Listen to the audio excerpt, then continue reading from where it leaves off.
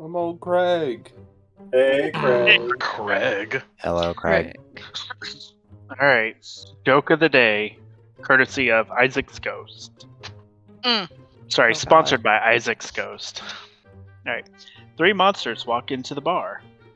The first 2 order ale. The vampire orders hot water. The other 2 monsters look at the vampire funny, and he pulls out a used tampon and says, "What? It's just tea." Oh God, stop!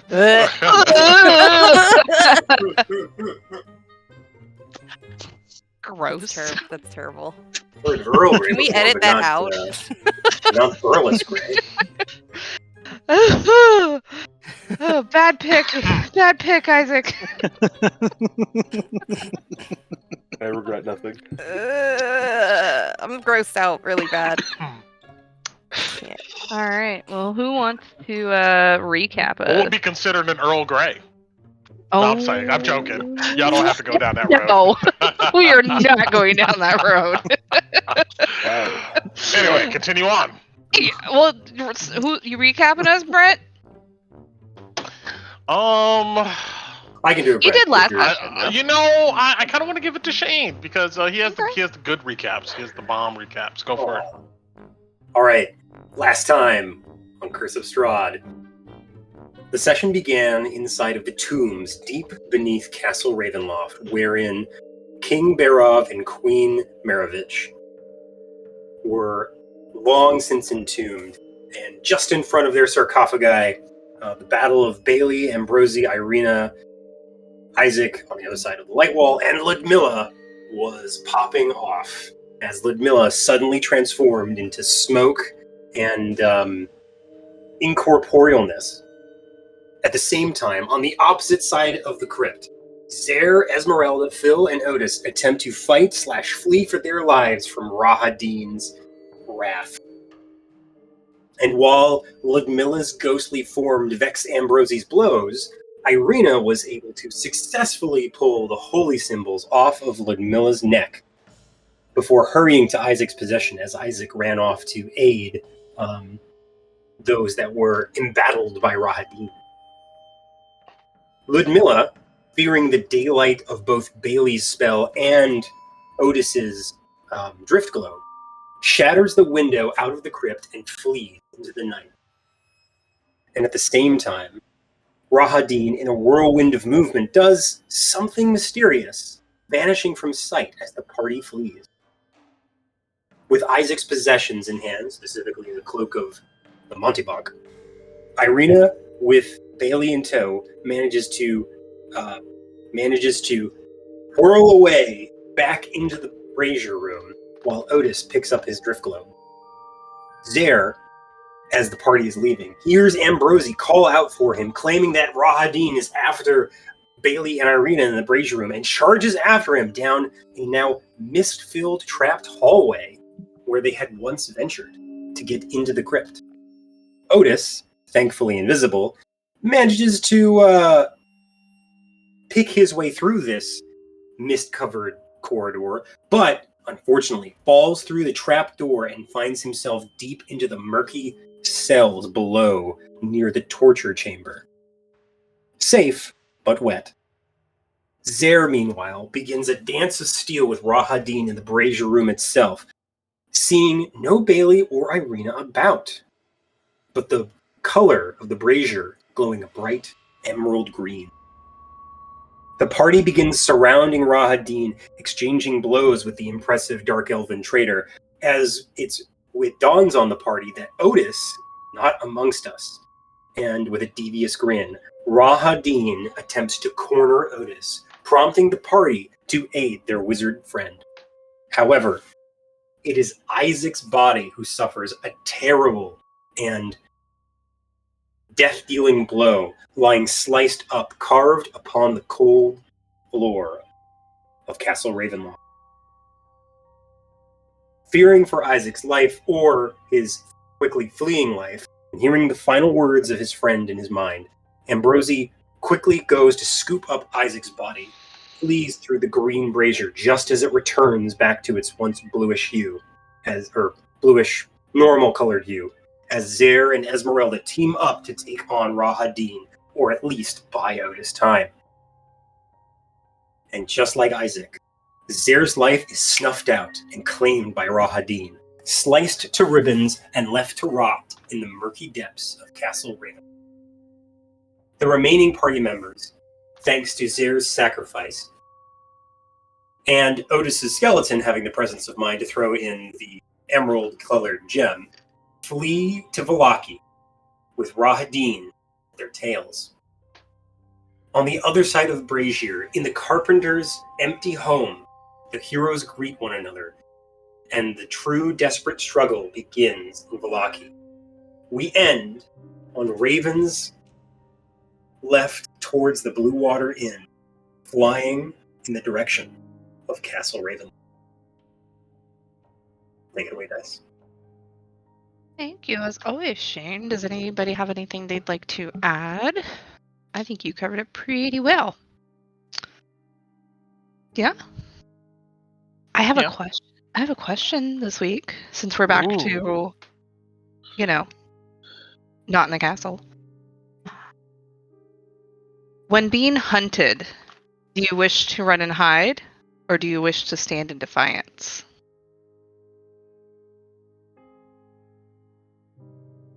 Run and hide, of course, because that gives you a chance to get the higher ground. Yeah, I'm gonna run first, not gonna lie.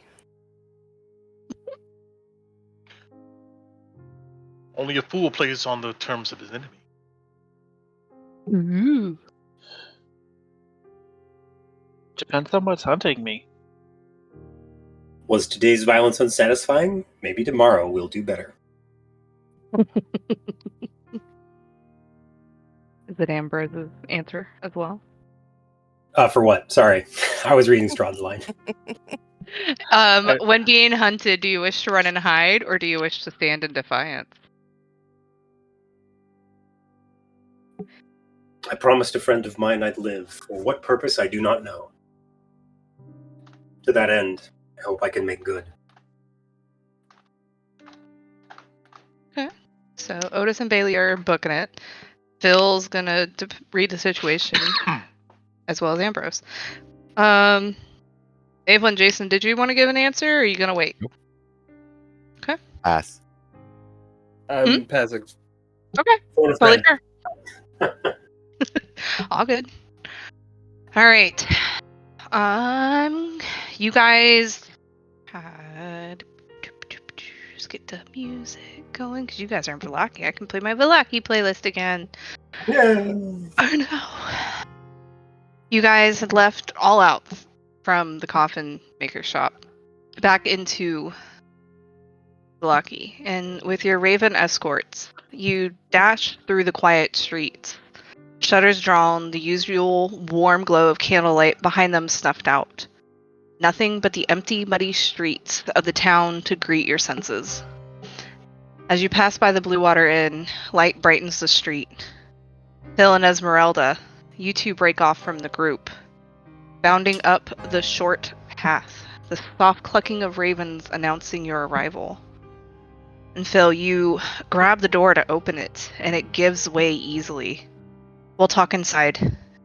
And you see Danica on the other side of the door, and she steps to the side to let you all be inside before you can see she looks past you and Esmeralda, making sure she didn't miss anybody before she shuts the door. And then, Dice. Are Bailey and I going to the church? I'm going to Phil first. I got you. Oh, okay. Go. Got it. No worries. And yeah, she looks at you, Phil, as you are inside the familiar Blue Water Inn with Esmeralda and Danica, the tap room empty. She looks at you expectingly. I need to be quick. I did see the ravens. Are they headed to let Muriel and them know that we're out of the castle? She just nods. Second question. Not so much question, but I'm pretty sure that we now have more than one huge target on our back. So I would unfortunately understand if you did not want to give us shelter for the night. But do we still have a safe place tonight before we head out to our next destination? She kind of stands there and looks you up and down, Phil, and Esmeralda. You guys are, kind of stinky from walking around the dungeons. And sizing you up, seeing you're pretty hurt, Phil. And I had the boys make sure that your rooms were ready. I've put up the others that you've sent. So yes, you will be staying the night. Erwin's already in the kitchen cooking. So go do what you need to do and bring everybody back. Okay. I will give you fair warning. I'm pretty sure that it will be a while before we come back to Vallaki after today. So The doors to the inn are always open.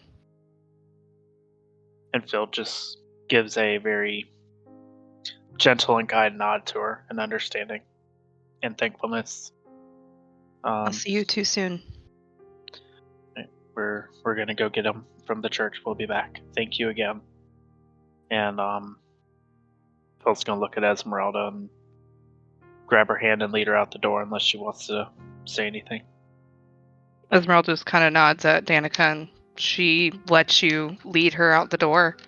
And the door, you don't even hear it close, Phil, because as you guys head back out into the night, Danica's standing in the doorway watching you. And you will head down the streets after the others. So they've been there for about 5 minutes. We'll pull you back in. Sounds good. Right. The rest of you continue down the main road because where you had to come from the coffin shop, you had to pass by the inn first.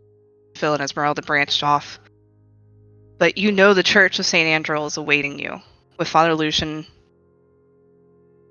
hopefully calming care for you. And heavy are your steps down the cracking cobblestone street until finally the slouching, centuries-old stone church comes into view. It has the bulging steeple in the back and walls lined with cracked stained glass windows depicting these pious saints. You remember there's a fence of wrought iron encloses the garden of gravestones next to the church, and a thin mist creeps amongst the graves. Before you can even make your way down the path, double doors open. The silhouette of Father Lucian awaiting you, stepping aside, seeing your haste to allow you into the entry. And I'll get you guys on the map. Perfect. Should be everybody on this map.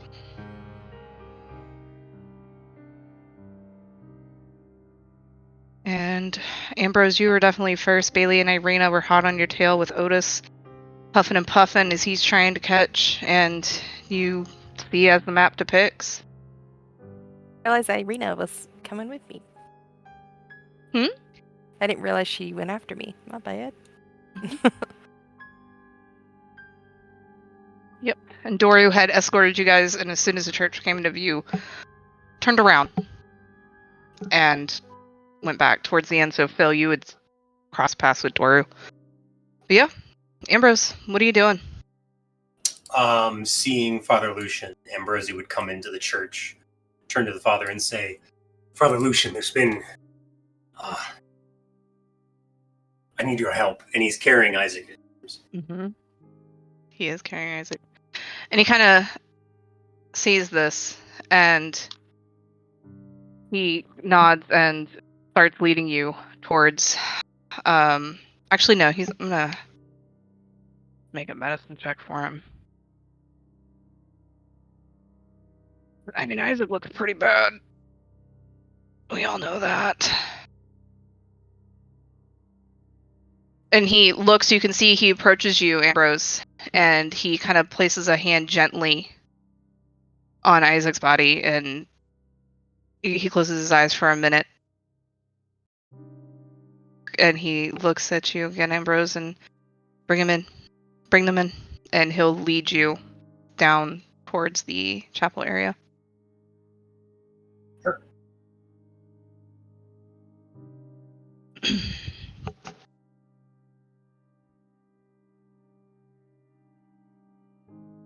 And he kind of motions for you to place Isaac's body on one of these front pews. Yeah, he'll lay Isaac on this right here and then stand over him. I still don't have my gifts, so I could do nothing, and Bailey was spent. So I thought maybe you could do something. And he's standing next to you, and you can he's giving you that he's listening to you, and he's very carefully looking over Isaac's body and not touching anywhere that is, terribly done. And he kind of sighs, looks up at you, Ambrose. They've already passed. I've not been blessed enough with powers myself to bring those back. And I would say at this point, Bailey, you're coming through the doors. You would have heard that. There's nothing there. Irina with me. Yeah, that's fine. Go ahead, Ambrose. There's nothing then you can do. Aside from lay them to rest, no. I'm sorry, my friend. And he puts his hand over yours. Kind of gives it a squeeze. Ambrose nods. You would give him a plot here. Yeah, you walk in with Bailey, Otis. You guys had overheard this, and Lucian, I could. Yes.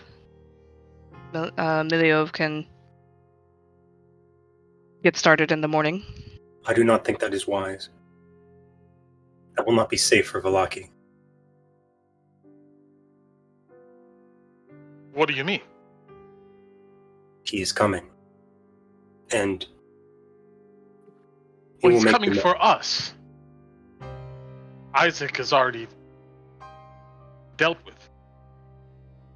Not to a vindictive man like him.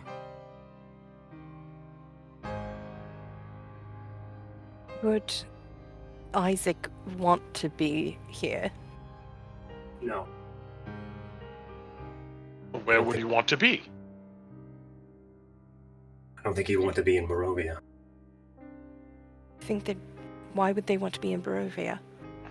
No, I don't think they want to be in Barovia. Oh. But we have no choice. He's going to be here for the foreseeable future.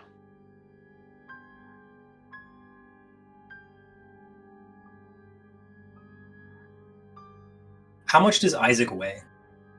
Ave? Oh, dude is paper. I don't know the exact weight of head. We'll just make it 100. Yeah. How about this?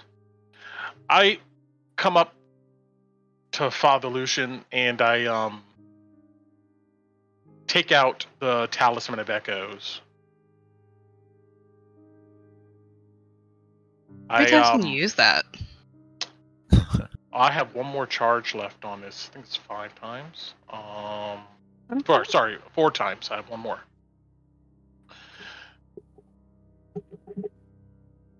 Okay. I give Father Lucian a nod and please give me just a little space here. I think I can do something. Yeah, you go to say this, Otis, and you kind of stop yourself because you're an arcane caster, and yes, somebody who is more of the divine, you don't quite understand that magic, but you understand when somebody is weaving magic. And you see that Father Lucian has been listening to this conversation between all of you and is holding his holy symbol in one hand, and his other is slowly tracing the lines of Isaac's body. And a very faint gold shimmer is following his. Bailey and Ambi, you would recognize this spell as Gentle Repose. And Otis, give me a. Well, Give never me an mind then. I would just say let you him know do that. it. Yeah. All right. And he's quietly, softly whispering, and as he kind of hears you, Otis, he looks up and. Sorry, I was concentrating.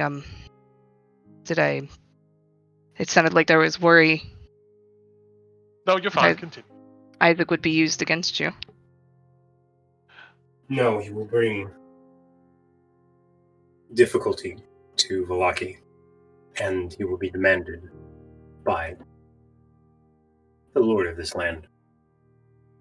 Can we take Isaac with us? I'm sure there's somewhere else we could find where maybe... Look, there's nowhere to lay him else to rest. If Strahd wants to find his body, he's going to do that. This is right now his realm. Whether you put him in a field, or the next town over, or the town over from that. At the least we can do is keep him in a place that we at least know where he is, and as Father Lucian just did there, was preserve his body. That would keep him preserved, and then maybe, when this is all said and done, we can maybe find a way to, I don't know, bring him back. It doesn't last indefinitely. I know this, but I'm pretty sure Father Lucian could recast it again. I can also keep them inside the church. Thank you to some of your efforts before. Nothing, not even, he kind of, you can tell he's trying to think about if you should say the name or not. I don't want to put a bigger target on your back than we already have. He smiles. His steward will come. Are you willing to stand up for him? I am here for the Mourning Lord to help guide who I can to live, or as long as they can, until we can see those sunlight rays again. That's what I'm here for. And I'll do everything in my power to do that. Somebody wants to come desecrate my church, I'll do the best I can.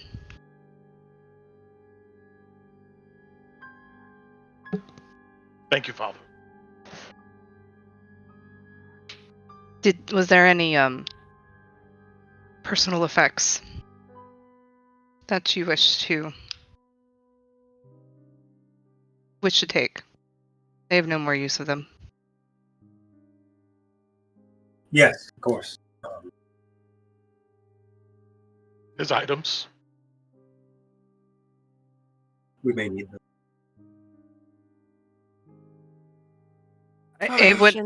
What did Isaac have left on him that the party would see? Isaac would have. Set this to chain. Where's my message with chain? Isaac would have immediately accessible a bag of trinkets, a bedroll, a few rations, water skin, dice, Taroka deck, glamored studded leather armor,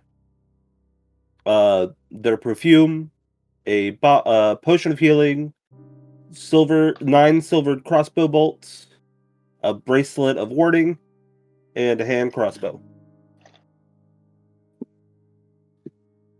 And 25 gold pieces, 400 copper and 20 silver that people did not know they had, and their special coin. Go ahead and drop that in PC notes, please. Yep. And Father Lucian, one more thing. If Zare shows up, it's not Zare he fell to. You see, he kind of closes his eyes and takes a deep breath. And you've never really... Yeah, go ahead. Upon saying that, you feel Phil's hand rest on your shoulder. And she's like just kind of trying to wipe like tears away. So she's like doing that girly, like wiping tears under her eyelashes away thing, so she doesn't mess up her makeup kind of thing. It's He like, pulls his old cloak out and tears off a handkerchief for you. she'll take it Aw. and she'll give like a kind of shaky thank you smile. And Lucian kind of gives you a nod and makes sure those who need to know that as well. So it's you can take the burden of sharing that news from you if you wish. She'll nod at him. Are you needing a place to stay for the night, or the pews are empty. People have been feeling more comfortable in the last few days ever since Baroness Wachter has taken over and sleeping in their own homes. I need to return to the Blue Water Inn. He nods and looks at the rest of you to see.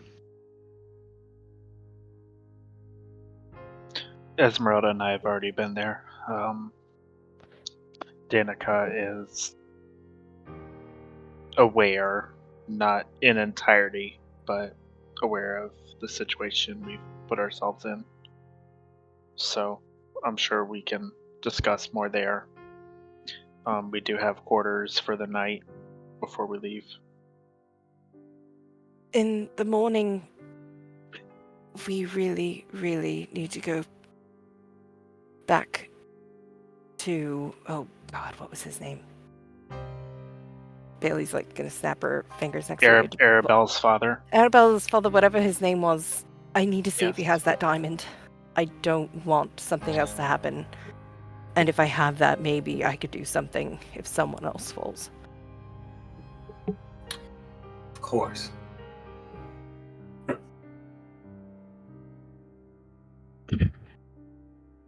And go ahead, Shane. Oh, Father Lucian. This reminds me.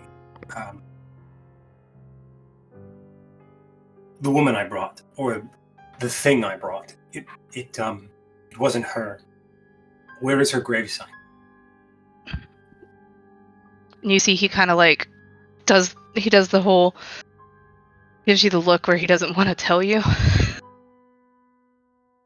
because you can tell it's more bad news. What happened? She's missing. It's missing. We've found her in the depths of the castle.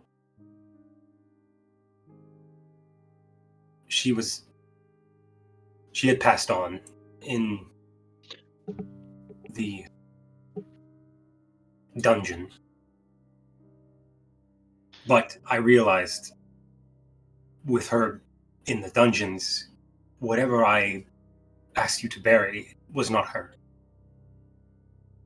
There's something going on in the town.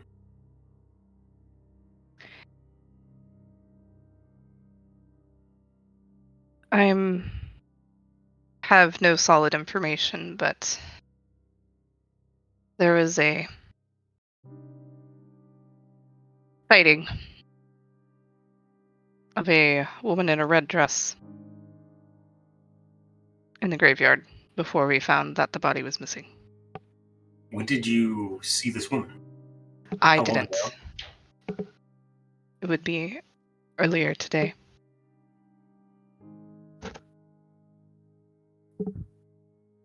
Sorry, yellow dress. Okay, that then changes things. Yeah, Yeah, sorry. red dress. I was thinking it's the. It's on Austrasia. Have you seen Daru come through here? His father is sleeping in my one guest bedroom that I have. He can't come into the church. Makes sense. It's not a personal thing. He understands. Was there anyone else with him? I haven't seen him since him and his father, Father Donovich, arrived earlier.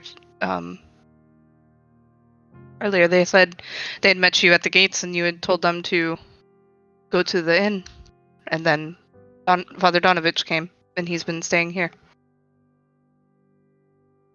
I imagine Doru's staying at the inn as well.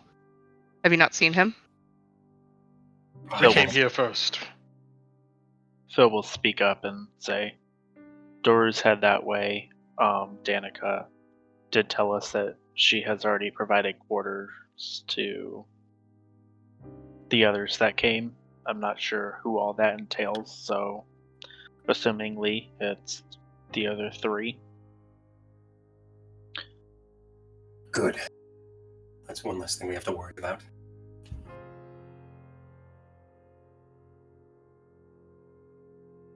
How long until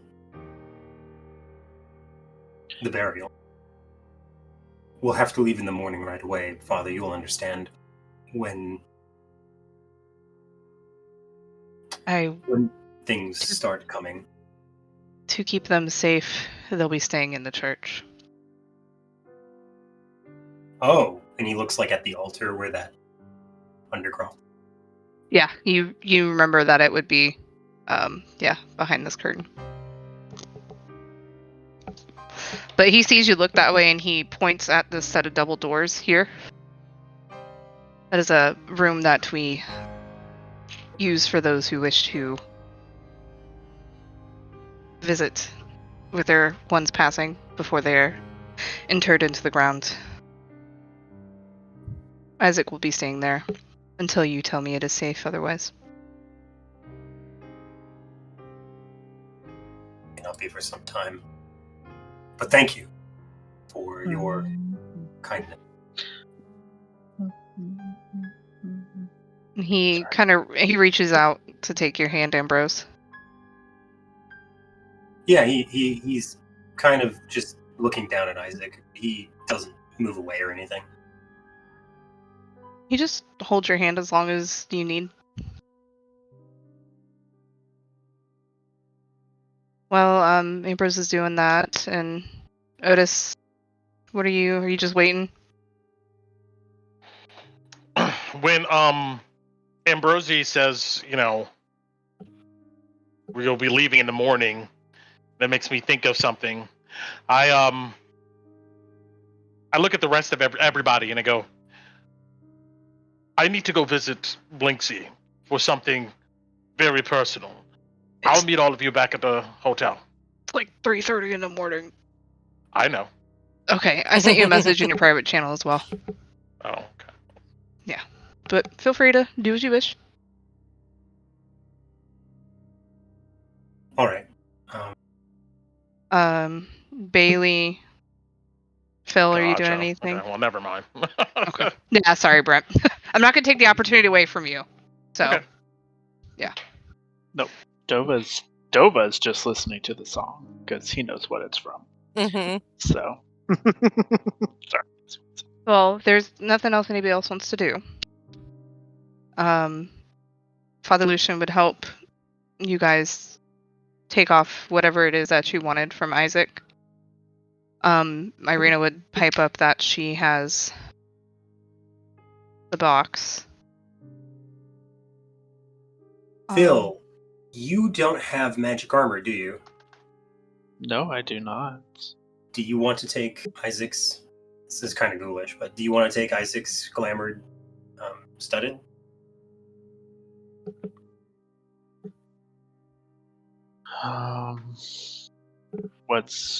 Is there any benefit to it outside of? It would add 1 Dead to your person. AC, right, Isaac? The glamour does not have a +1 or anything. All it is you can just change your armor to look like other things. No. Phil would say no, that there's no benefit to me having that. I think it should. You should stay have the with- cloak. Irina's Irina wearing has the cloak. Yeah, it's thrown over Irina's shoulder right now. I mean, Phil, you're now the only person that we have that really can move around without being seen, get in and out of places. Don't you think you should wear? Esmeralda kind of scoffs and rolls her eyes as you say that to Phil. That's I what I mean- see. We did take a lot of things from Esmeralda. We As in Esmeralda's speech, we can divvy up stuff after some sleep, maybe. yeah. It's probably not a wise choice to make this call now. I think we all need to rest. Ambrosi leans down. He takes the bracelet off of Isaac's. Okay. Yeah, just mark in PC notes what you guys have taken off of Isaac, and then we can divvy up. Maybe when the party's, a little filled out. Sure. Out of character talk. Mm-hmm. You guys take, and you see Father Lucian is gently covering up Isaac's body and anything that you guys haven't taken from their body. And before you leave, though, go ahead, Bailey. Bailey's gonna slightly linger behind just because she wants to say something to Isaac. But I'll just message it to you guys so you know what it is. Father Lucian? Yeah, he looks at you. Would you be so kind to carry them for me? And he To points. Ambrosi? Yeah. Oh yeah, of course. Yeah, Ambrosi nods and takes them. Yeah. And as he's double doors, you don't have to move so much more, so you guys have an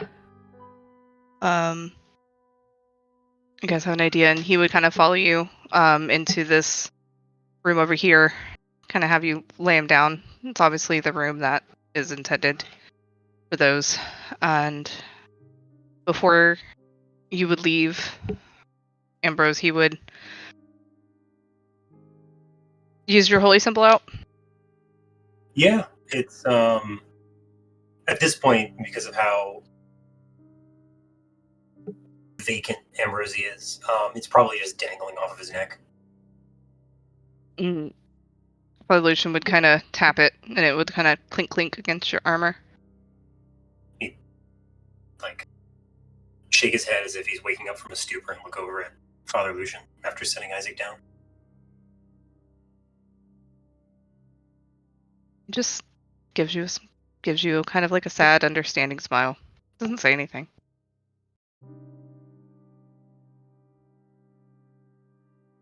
Do you go to touch it?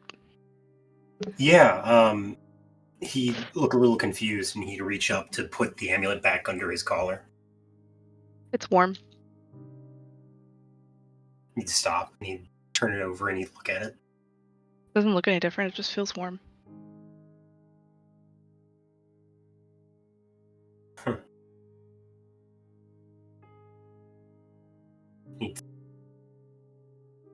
Then he put it under his collar and he give the father a nod and leave with the others. And Bailey, you said you were wanting to do something last. So is there anything anybody else wanted to do before leaving the church? Is there a collection plate? No, there's not. Fine. No.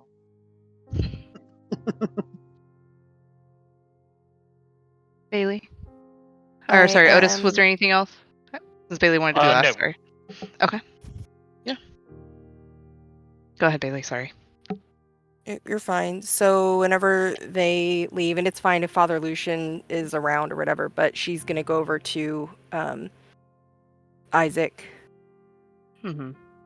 and she's gonna kind of just place her hand on their forehead and just lean down and just very quietly, she's just gonna say, "Thank you for saving my life and Irina's.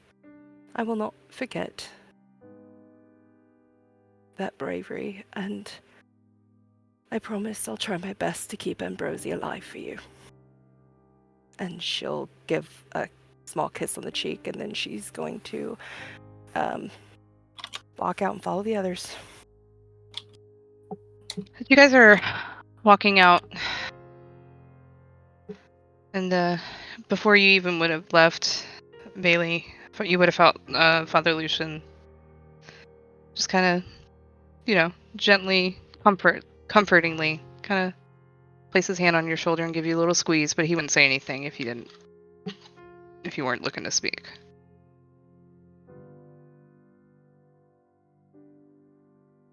I just didn't expect to lose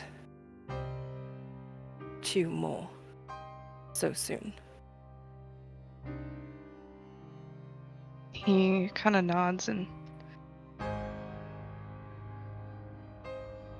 it can be a maddening, sad thing.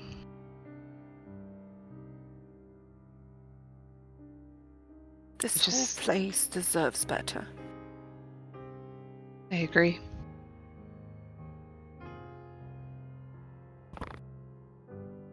You can make it better, Bailey. Just follow in his light. I'll try. Kind of give you a sympathetic look and pat your shoulder and head. And kind of just stand vigil with Isaac. Be safe. Safer you. than you. It's not hard to do right now.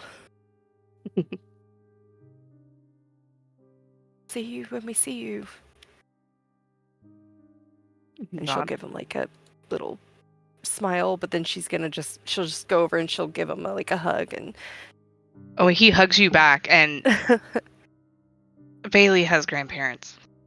This is like when your grandpa hugs you and you just that love, you just feel that when he hugs you back. And he holds on to you and only lets go when you go to move away.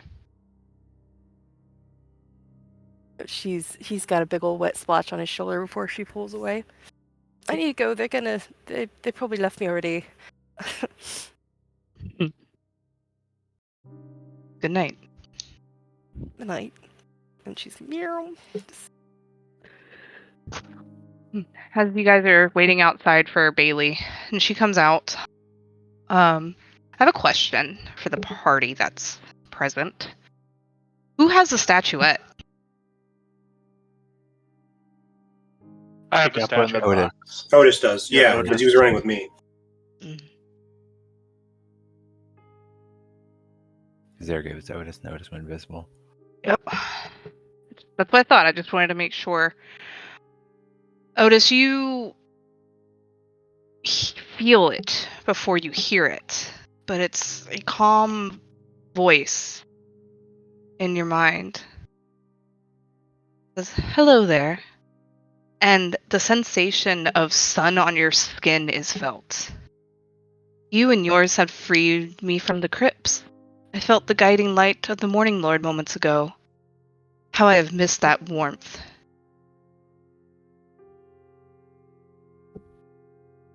It's,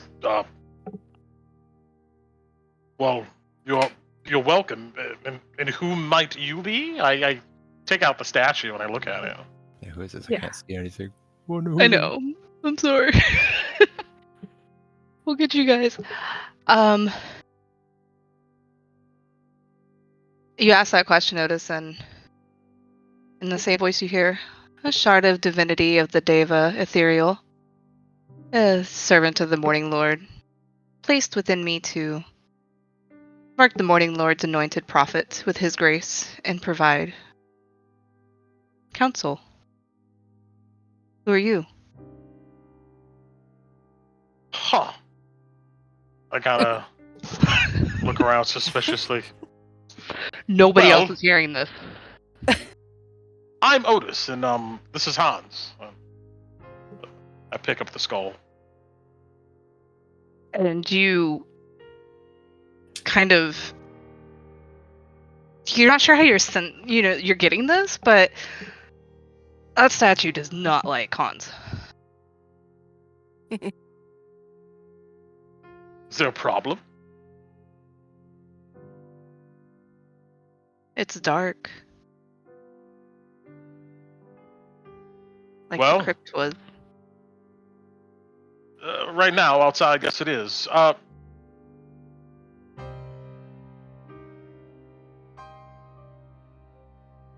There was another voice that spoke to me. Was it the Mourning Lord? Or Markovia? No. It felt like the voice of death. It's the only way I could describe it. Did you listen? That's, in short, no. But should I not? Why would you want to listen to death? Well, I guess this is where our theories diverge. There's nothing necessarily to feel about death. It's just another realm enveloped in ours. There's things to be learned from it. But I felt like this entity of death wished to exploit me. Do you trust your instincts?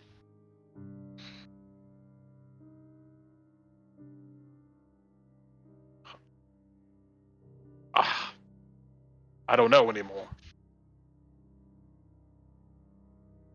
You were just in a holy place of the Mourning Lord. Maybe someone in there can help you. That was the priest of the Mourning Lord you were just speaking with, was it not? Yes. Would you like to speak with him? No.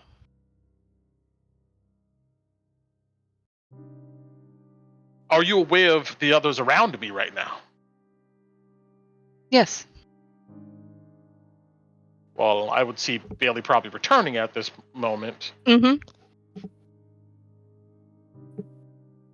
There's one here that follows you.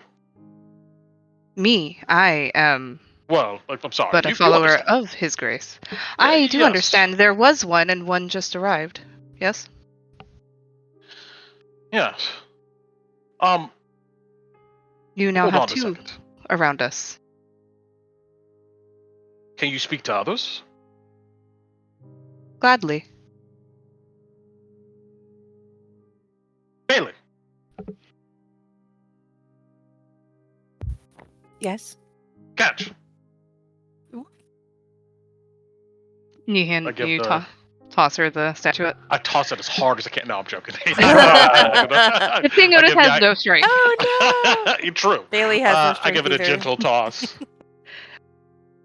Yeah, and the rest of you, like, see Otis do this. Otis, were you speaking out loud? Or were you Yes. doing it in your... Oh, okay. So the rest of you just hear Otis Otis needs- suddenly talking to himself. Otis And needs sleep. Right. Bailey, you catch the statuette and you feel the sensation of the sun just beaming on you as you touch this. And you hear, hello. And Bailey's eyes will snap up to Otis. Go on. Hello? What should I call you? Bailey? Nice to meet you, Bailey. Nice to meet you too, whoever you are. Oh, I am a shard of the divinity of the Deva Ethereal, servant of the Mourning Lord. I was placed within this icon to mark the Mourning Lord's anointed prophets with his grace and provide her counsel.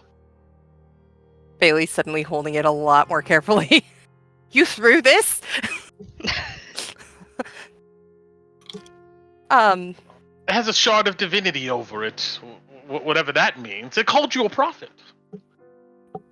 No, I said that I was anointed a prophet with his grace and provided to Saint Markovia Is he talking to both What? of us now? for Or am I just 400 years feeling that ago. response? No, this is what you're hearing, Bailey. Nobody else is hearing this. I Ah, still say that. We're Ethereal, anointed ones. bestowed it upon Saint Markovia. She's very wise beyond her years. that who you belonged to before we found you. Yes, I was taken to the valley that would one day be called Barovia, and Markovia founded an abbey on Mount Baratok. She held it out as a refuge to the victims of the conflicts beyond. But Is that the one in after Kresk? yes, I believe that is what that dwelling is called. Yes, and then after Strahd von Zarevich conquered the valley, I was taken with Saint Markovia as she marched on the castle. But all of her and her followers destroyed. Her remains were laid to rest in the crypt that I was lifted from. It's good to be out.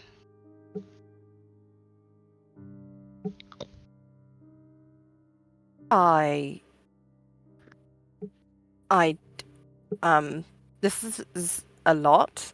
I don't know what to talk to you about, but I'm happy you're not stuck in a crypt anymore. Me too. I can let you and your companions rest. Okay.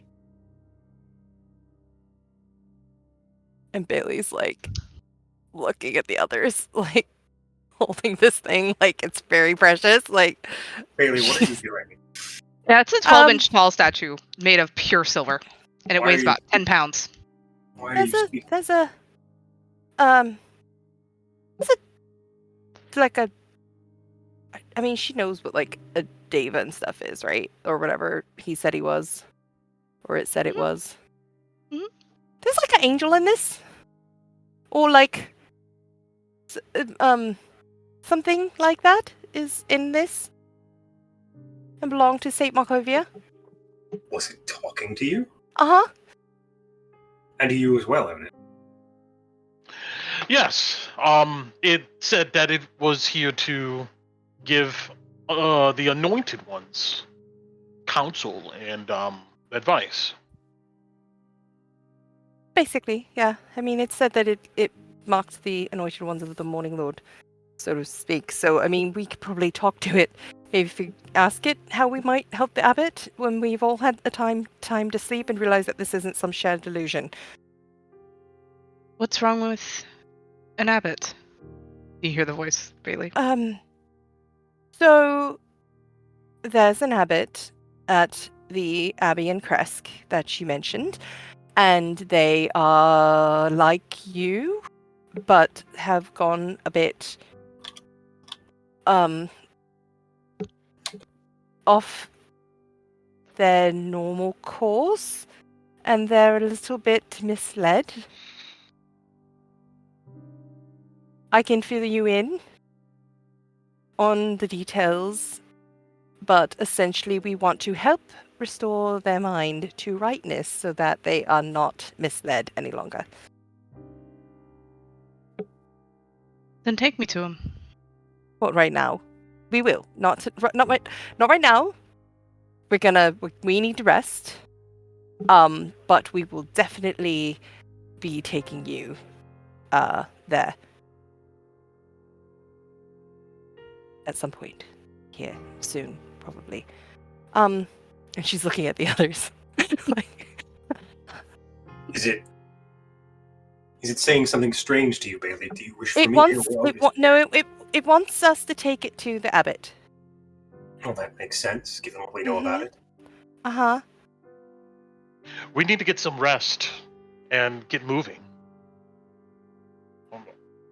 Time is running out. Agreed. Let's go back to the inn. I think that's why.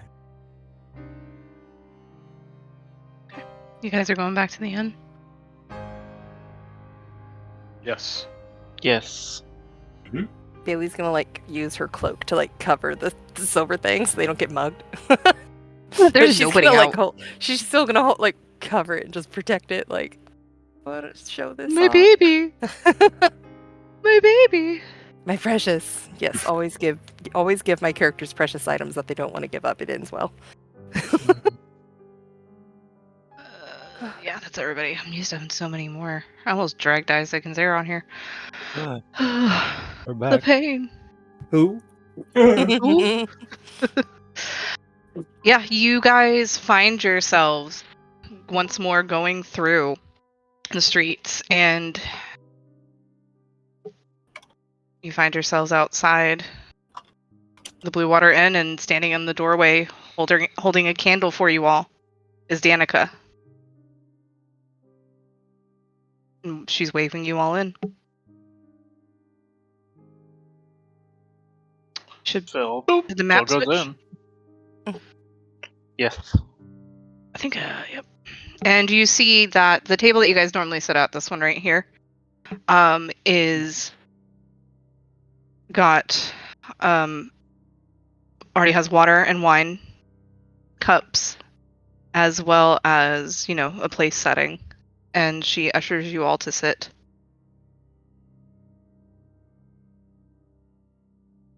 And as you guys do, she just looks at you all. You can tell there's a calculation going on in her mind, and fill your bellies with something warm. We can talk when you wake. Erwin's almost done making food. Your beds are ready.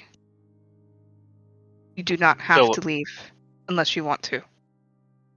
Phil looks at Otis. Can I see the box of holding real quick?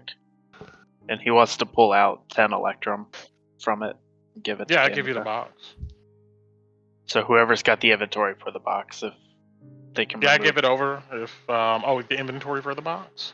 Yeah, Was there? whoever, just remove 10 Electrum. I want to... It's in the items for the party. Okay. That should You be guys, a few moments later, Erwin comes back out, hands you all bowls of wolf stew. Bailey's, yours is vegetable stew. No meat in it. And he just places it in front of you all, gives each one of you a pat on your shoulder, and goes to go back in the kitchen without saying a word unless somebody wanted to talk to him. Thank you. He just gives you a smile. Aileen, And- are you able to adjust the box of holding? I can't edit. Oh, hang on, Yep. maybe. Sorry. I got it. I got you. Don't worry. Okay. So you guys are fed a warm meal. If you guys don't want to discuss, we can move you guys to settling down. It's up to you. Do you want to talk to the angel? Who are you talking to, Bailey? You. Oh, She like whispers to you. Do you want to talk to the angel? sure. I suppose. I don't know if I'm in the right. Yes, why not? You don't have to now if you don't want to.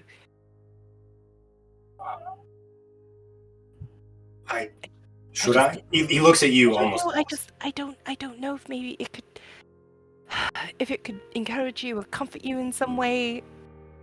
I mean, you were closer to Isaac than any of us, and I honestly, I don't know what to say to help you right now. And Sure. I've He holds out his. and she'll hand it over to you. And she's going to look at Otis and Phil as she hands it over to Ambi. And then she's going to say to them, did Zan leave anything behind? I mean, I feel like we should at least tell his prince what happened. Warn them as well. Oh God, do we have to warn Aaron? I feel like we should. I think Zah would want them warned. To at least know that he wouldn't be of his own mind if he did show up. Absolutely. We can let him know when we go to pick up your diamond tomorrow in the afternoon. Agreed. And she'll nod. Who's to She's speak to gonna the eat. Baroness? Myself? I don't think we should bother the Baroness at all. We've caused enough issues with her as it is, and she doesn't want to know what's going on with us. Correct.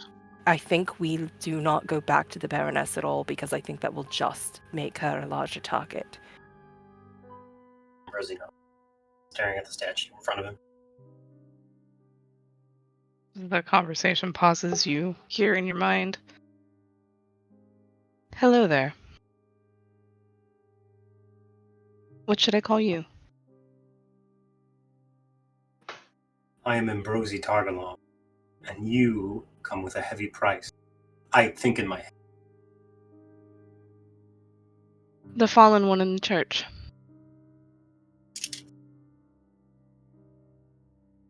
"That's the price you speak of?" And our other friend in...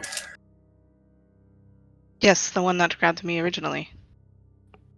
They're both gone now.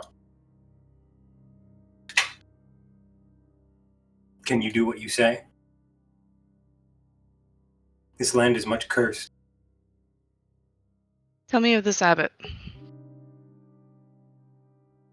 He is a celestial of some kind. I have seen it by the blessings of the Mourning Lord. He can change into a great eagle, and I assume possesses other gifts. He has a penchant for healing, but it all comes at a cost. What he has done to a family within the Abbey, perhaps a kindness, but some might call it a curse. He has made of them half beasts and half man. There is a woman in town. He intends to take her life in exchange for renewing the life of their daughter, hers and her husband's. Can you stop this?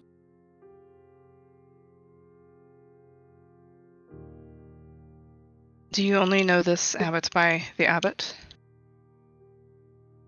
You wish... Do I know about true names, Dice? Mm-mm.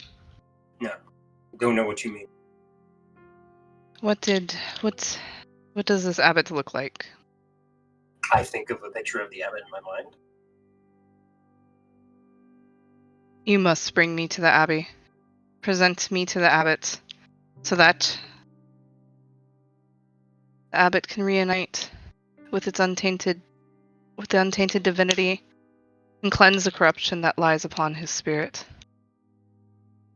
I am not blessed by the... "That is one of the guises Ethereal used to walk among mortals." Who? Ethereal.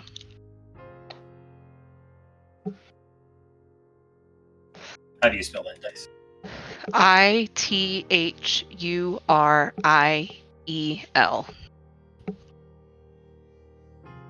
Ethereal. Yes, the one who placed the shard of divinity into the statue. Oh, snap.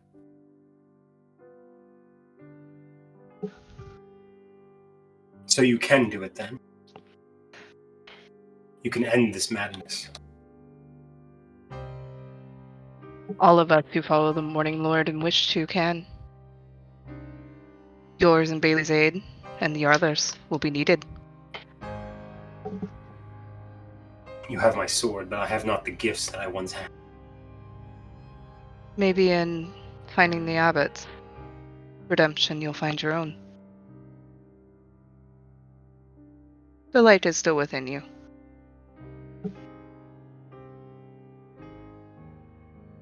If you notice them in the church, where is their spirit? Have you seen them, Isaac? Wherever you are? Cannot see.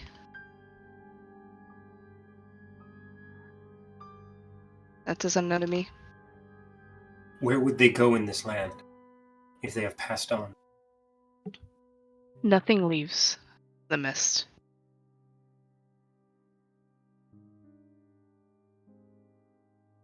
So he is trapped? Sorry, so they are trapped? Yes. Ambrose's eyes go wide when he hears that.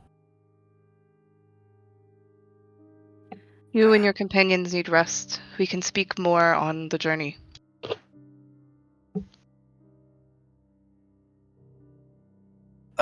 Bailey, he pushes the statue to you.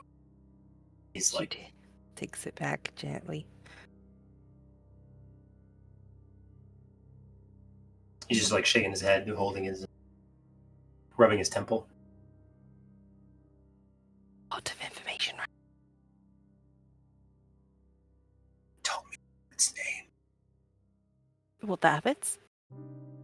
Where is Or he the not? statues? The abbots. Oh. Is that good? Bailey, That help? if we die here, we cannot pass on to them. We are trapped in more than just body. All of us are. He looks gravenly serious when he looks at everybody around the table. Well, there is no peace in death in this land.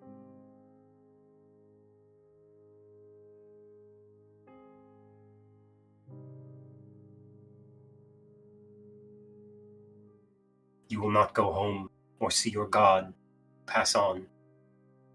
They are trapped.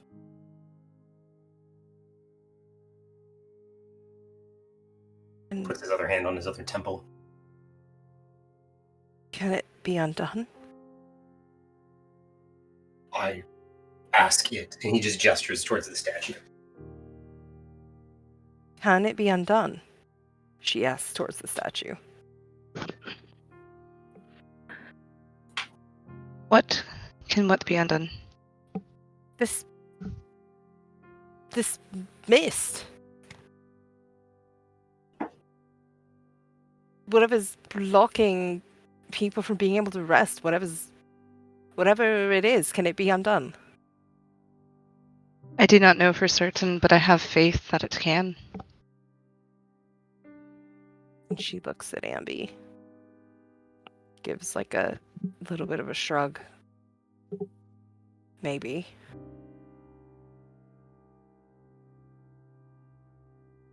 They sacrificed more than I originally thought. She'll like reach out with her other hand and like rest her hand on your arm. So put his Maybe hand over yours. Maybe isn't a no.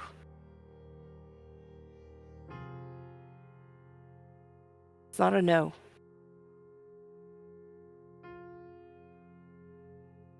That's something at least. Okay.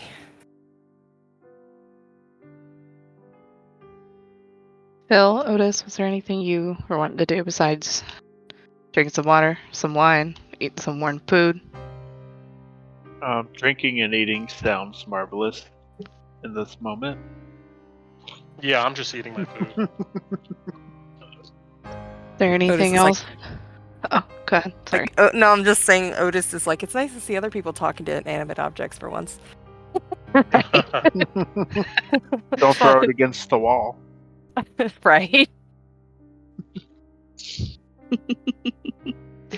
No. Do you guys go up to your respective rooms? Mm-hmm. Yes. Mm-hmm. Oh, actually, no. Ambrosi goes back into the kitchen. Does anybody else go, or is everyone else going to their rooms? Phil's gonna kind of wait to make. He'll follow the ladies up, make sure everything looks copacetic outside first, and then he'll retire. Okay. Bailey, you going up with Irina? Mm-hmm. Alright. Esmeralda gets to bunk by herself. Look at that. Otis, do you go upstairs? Yes. Alright. Yeah, Ambrose, you walk into the kitchen. You see Danica and Erwin were talking quietly, and they kind of look up at you. Erwin, Danica, thank you for the meal. If I might ask another favor, I couldn't bring Nadeja, my steed, back from the castle. She awaits in a grove a few miles away. There was somebody who helped us get in. I believe they are related to the Mardikovs. Could you ask her to You get speak of Nadeja? Muriel. I did not know her name. Muriel, then. Yes. And Erwin kind of looks a little uncomfortable, but Danica reaches over. Yeah, she was engaged to one of my brother-in-laws before they were. Anyways, yes, we can do that for you. Thank you. I don't think we'll be here after the morning, so thank you both for the respite you've given us. And Danica nods.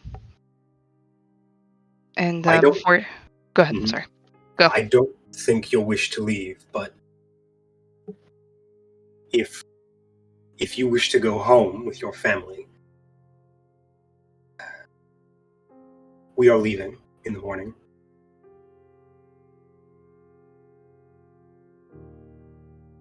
It's up to you Erwin both.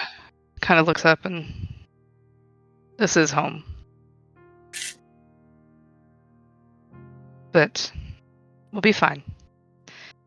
When the boys were cleaning the rooms, they had noticed that Zare had left his flag. It's on his bed.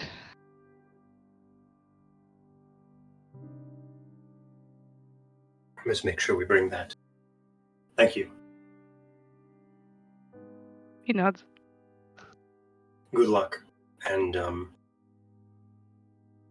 I hope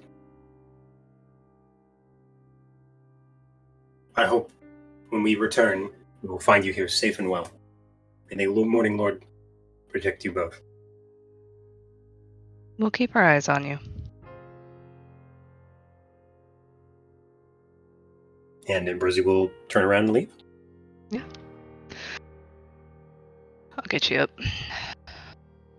Into the room. Phil, you can go in the room too. If you were. I gotta find which map. There it is. Yeah. And Oh, wrong room. yeah, the room directly south is the room. And Ambrose, you do see on Zare's bed that tattered banner folded around something. I'll move to pick up the banner to put in my backpack, but in doing so, I open. Yeah. What is Jason? What does Ambrose see? Out pops the History of Barovia book that Ambi gave to Zare to read. And inside it looks like the pages have been a little bit more worn and torn than when Ambi gave it to him.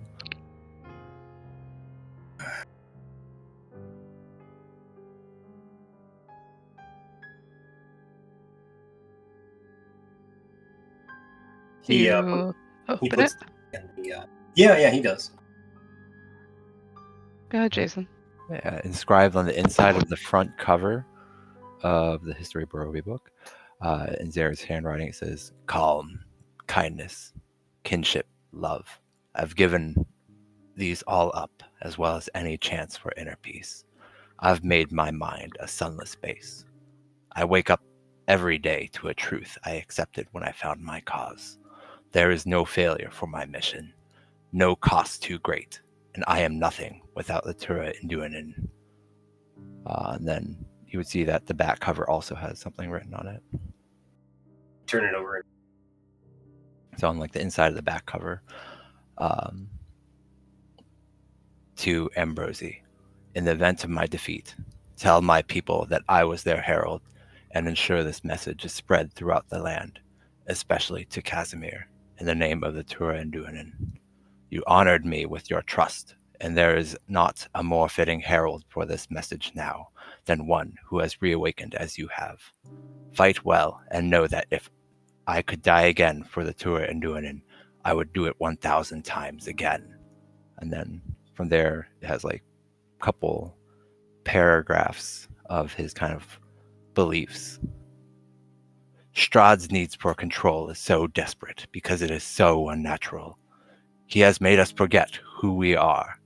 He has stolen our past, our future, and convinced us that his rule is eternal. But no tyrant is eternal. No cage lasts forever. He is not a god. He is a parasite. Tyranny requires constant effort. It breaks. It leaks. Unearned authority is brittle. Oppression is the mask of fear. The fear that we will finally rebel and say, no more. But rebellion is not a single act. It is 1,000 whispers. It is 1,000 hands reaching for the same blade. Every stolen secret, every hidden weapon, every act of defiance, no matter how small, cracks the dam of authority. And when it breaks, we will drown him in his fear of us. The chains we wear are of our own making. We tell ourselves that there is no point in fighting, that the price of rebellion is too high. But what is the price of submission? How many generations will we condemn to his hunger? How many more souls will be lost to his eternal night? You ask yourselves, what chance do we have? The true question is, what choice? Strahd must die. And that's the end of it.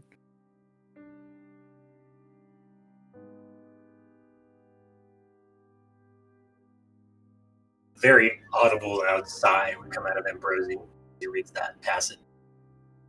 And he nods. And after putting the book and the banner in his backpack and setting it down next to the bed, Phil, is it just us in the room?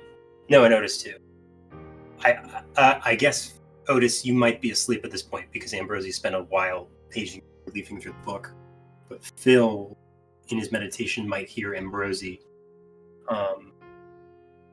kneeling beside the bed and praying quietly to himself.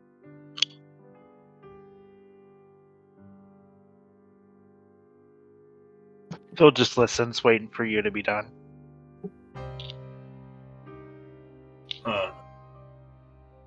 And Ambrosi prays, Dear Mourning Lord, in this time of loss and sorrow, bring me the strength that I would need to bring about this dawn that is so desperately needed by many. I did not think I would be tired.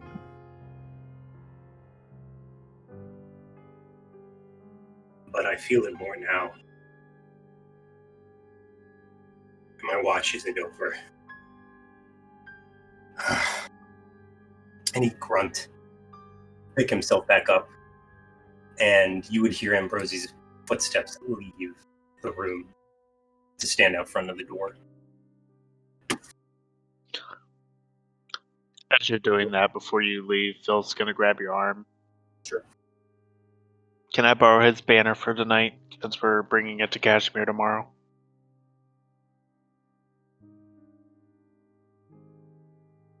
You know, I'll do you one better. Please. And he hands you the banner, and he hands you the book. Phil will take both and read the book and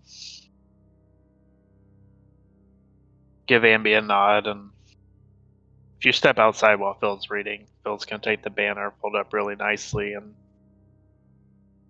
put it with his pillow when he goes to lay down to sleep. Yeah, you'd hear the door close as Ambrosi steps outside.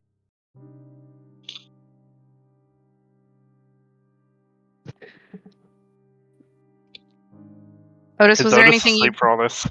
I was about to ask. Otis, did you get up here, cuddle up with Hans, and knock the fuck out? Yeah, I went to sleep. All right, cool. Yes, so Otis is asleep. Is there anything else you're doing, Phil? No, I'm gonna sleep with the banner and the book, and I only need 4 hours, so make sure I'm Oh. up early to. You still have to take 8 hours of rest. I know 4 hours Okay. of meditation and 4 Mhm. hours of sleep, so. Bailey, are you good? Anything before you go to sleep? Yeah, she's gonna, when they get back to the room, she's gonna look at Irina and be like, do you need to talk about anything we saw in that castle? Irina kind of looks at you and...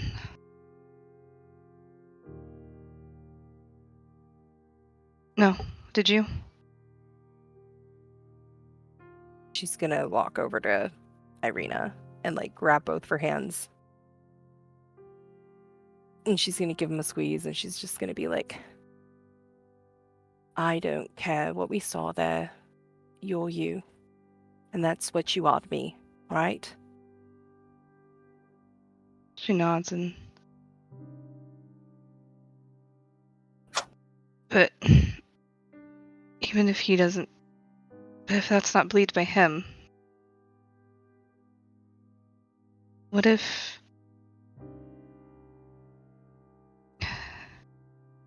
What if... I gave myself up and ended everything? They probably wouldn't. People like that are never happy. Even when they think they have everything, he'd just become obsessed with something else. No one is safe or going to be able to be happy until he's gone. And I'm going to do everything I can to keep you away from him. And she'll just immediately just give her a hug. Oh, she's clutching onto you tightly. Yep. Yeah. She wouldn't say anything else. You kind of get that she heard you, but she doesn't have anything to say. She'll like sit next to her like on the bed and just keep giving her a hug. We're here, we're not gonna leave you, okay? Okay. You can kick me out of the bed if you want, but I'm gonna stay here until you make me leave. And She scooches over. So she's on the edge of the bed and pats the mattress behind her. Okay, and she'll just curl up like next to her and just give her a big hug. She doesn't tell you to leave. I know I'd be freaked the heck out after that if I was her, so Bailey is It's like... pretty obvious she is. Yeah. Yeah. You guys all kind of fall into sleep with your thoughts as they are. You cannot hit your long rest button yet.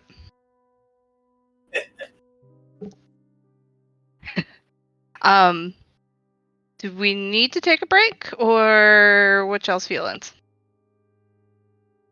I'm okay either way. I'm good. Jason, Evelyn? Yeah, I'm good either way. I'm super good. I haven't done anything. All right, cool. Yeah. Then let's just keep on Chilling. trucking. Yeah. All right. So you guys finally do get to start your long rests at 4 a.m. By the way. Yeah. So y'all ain't doing shit until noon. But we're gonna get back to the party. Because we're gonna scene shift here. Let me get them set up. Are we getting a Strahd monologue? Eventually. uh, But Evelyn, Jason, shifting over to you guys. There's black pools of water stand like dark mirrors in and around the muddy roadway. Giant trees loom on both sides of the road, their branches clawing at the mist. The ever-present fog and clouds above dim the fabled sunlight as the three travelers head east down the old Savlich Road. Dawn broke an hour ago, taking the chill out of the air for those who are used to the ever-present snow. All right, as promised, Baron Dmitry Kreskov sighs, shifting the battle axe over his filled-out shoulders. I feel like we're far away from Kresk, where the wolves prowl. We can speak on this matter. I'm sure at least one of you two has questions. Keep them brief. Taking enough of my air to keep myself moving forward with you two. And his dark eyes look over his two companions, waiting to see if either one of you has any questions for him. I'd wait to speak. Burgomaster Vallaki, what manner of man is he? Strong in the mind, strong in the sword, or just another man who thinks these walls can keep out the storm? Who are you asking about? Burgomaster Vallaki, because we Oh. know that he's... No, you would know. You would know. Oh, okay. You would know power changed, Okay. but you don't know the details. Then I will ask the exact same question, but of Lady Wachter. Okay. And Dimitri will kind of like, I think for a minute he's... I'm not quite acquainted with the Baroness Wachter. We've exchanged pleasantries where she's announced her coming into power in the city of Vallaki. The Vallaki and Mardikovs have said that the change has been for the good. So I am interested in meeting her, but not this trip.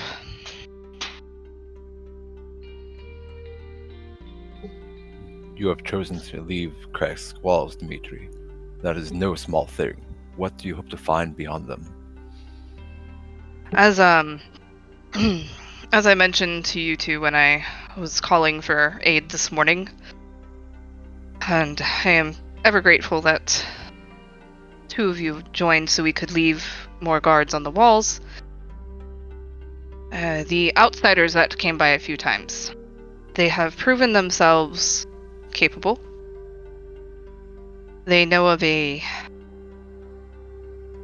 plight I wish to take care of that will only further Kresk and its safety, and I wish to seek them out and hopefully get the problem taken care of today.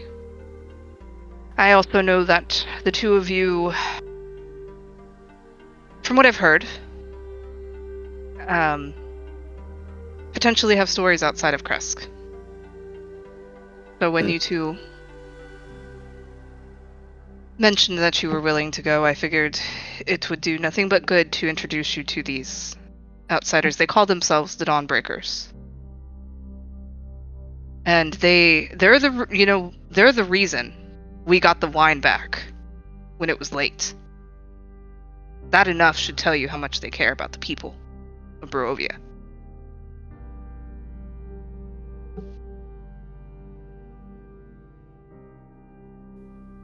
Mother used to say a river that stops flowing becomes stagnant. We always must move forward, and it sounds like these Dawnbreakers are the way forward.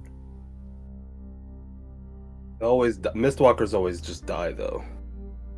Are we sure they're not just cattle? Oh, I'm quite sure. They are currently traveling with a very good friend of mine. Somebody that who I owe a great debt to, and we had taken in. Who? Hmm? Who? Esmeralda Dionir. She's traveling with them. She's a Vistana, so she is one that is able to come in and out. And she has sided with them, and she's a good judge of character. They have your trust, and so they shall have ours. This Definitely. land may be dying, but beneath the ice, the seed always sleeps, as Mother says. Yes. He looks over at your character, Evelyn. Just listening and letting Jason's character do the talking. Sorry.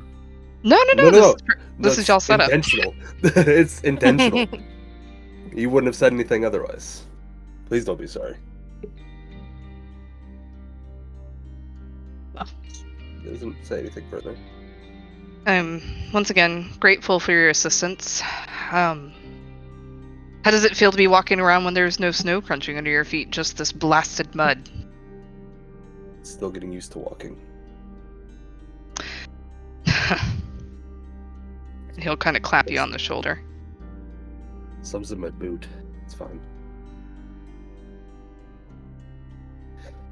You'll do well, son. Thank you. You guys continue on, heading east. And about an hour later, unless you had anything else you wish to ask Jason? No, I'm good. I hope that is your character's thinking noise. Wrong gates. Boop, doop, doop, sorry. The woods part to reveal an expansive clearing. A small grass-covered hill with low houses built into its side. Wrong description. Anyways, let me go back up here. I was at the wrong part. But yeah, the town of Vallaki comes into view. Instead of the high stone walls you two are used to seeing, a wooden palisade encircles the larger town. Smoke from chimneys billow into the air above it, buttressed up against the large lake you know to be Lake Zarevich. The sheer size of the place is almost astounding. How could a gathering of people have survived with only wood to keep out what lives in Barovia? And the answer becomes clear as you see guards posted on the walls, numerous amounts. Where you are used to one every 300 feet or so, a smattering of guards patrol the walls. Some stopping and letting out what you imagine is a whistle as they see the three of you approach. And the gate comes into view as you pass by long abandoned cottages outside of the walls, derelict and decaying in the mist. No snow on the ground, the biting wind long gone. Instead, the air hangs heavy with a chilly mist on what exposed skin you have. It's warmer, at least, for you guys. And upon getting to the gate, a female guard properly asks for your little group to halt, coming out from between the large doors, her eyes looking you over. Ain't none of you vampires, right? Or one of them werewolves we've been hearing rumors about? And she asks this rather sharply, but before you can reply, Dimitri's shoulders square up. That commanding voice you have grown up listening to rumbles out, informing the guard that he is Baron Dmitri Krezkov, and he readily speaks of the integrity of you two. A tense moment hangs in the air, the guard fidgeting with a small square of metal, definitely silver. She looks down at it and sighs. Apologies, Baron Krezkov. Baroness Wachter did not inform us of your arrival. We'll get the gates open. And with a turn, the guard nods to the others, and the gates are opened for you. And before departing the gates, Dimitri speaks with the guard, leaving a message with her. You two take in the splendor of the larger settlement. People bustling about, looking at you curiously before going on their way. Only a few stopping to narrow their eyes. Even from isolated Kresk, you know that look. Sizing you up to see if you're trouble, then deciding if you are, you can be the guard's problem. You pass from the earthen road onto cobblestone street, mud staining your boots and the bottoms of your pants. Behind you, the gates close with a slam, and you can see the guards resume their posts behind it. In the distance, you can see two other figures bearing pikes, patrolling the walls as they look down on the twisted forest beyond. Dimitri walks with you two, and come on then, we'll wait at the tavern. Be a good experience for the both of you while we wait. Don't wander off from me now. And with a paternal huff, he leads you further down the road, passing a large church with its doors opening, a welcome hymn filtering into the street. More dwellings with sagging eaves, but larger than most of the cottages you have come to know. Some windows are closed, others open for what fresh air could be filtered in. And you have a little bit of a walk before you get to this inn. there anything the two of you would like to say, do, pay attention to, ask any questions of Dimitri before I continue? I'm watching literally everyone. There's a lot of people. Very defensive. Clocking anybody that gets close. Like, standing very close to the two of them. Yeah, nobody gets Obviously close. uncomfortable. Yeah, they're staring at your companion, not Dimitri, but your other one. More Mhm. so than anything. Quell your spirits, friend. This is not the place. Don't know. Strange seeing a town with so many souls gathered. It's uncomfortable. Like a giant stone shell of these walls to keep the storm out. But the shell can only hold so long before the tide finds its way in, eh? Your metaphors and similes are getting worse.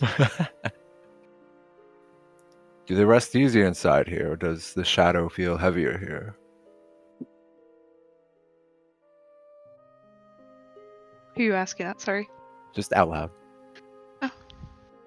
Dimitri wouldn't answer.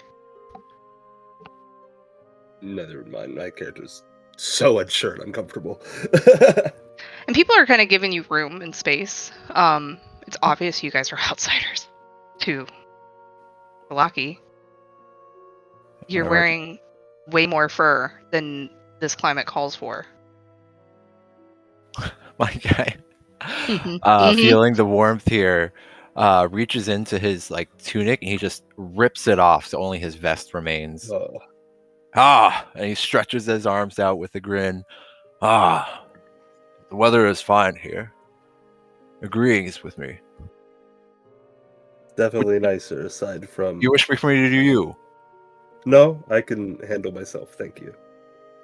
Let me just remove the heavy coat and just drape it on my arm. Dimitri's just chuckling as he's leading you down the street. With your cold weather clothing off, enjoying the balmy weather for you, understanding the suspicious looks.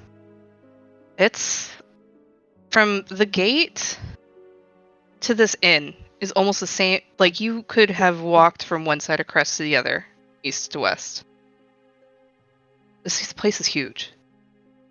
There's a lot of people. And there's guards constantly present.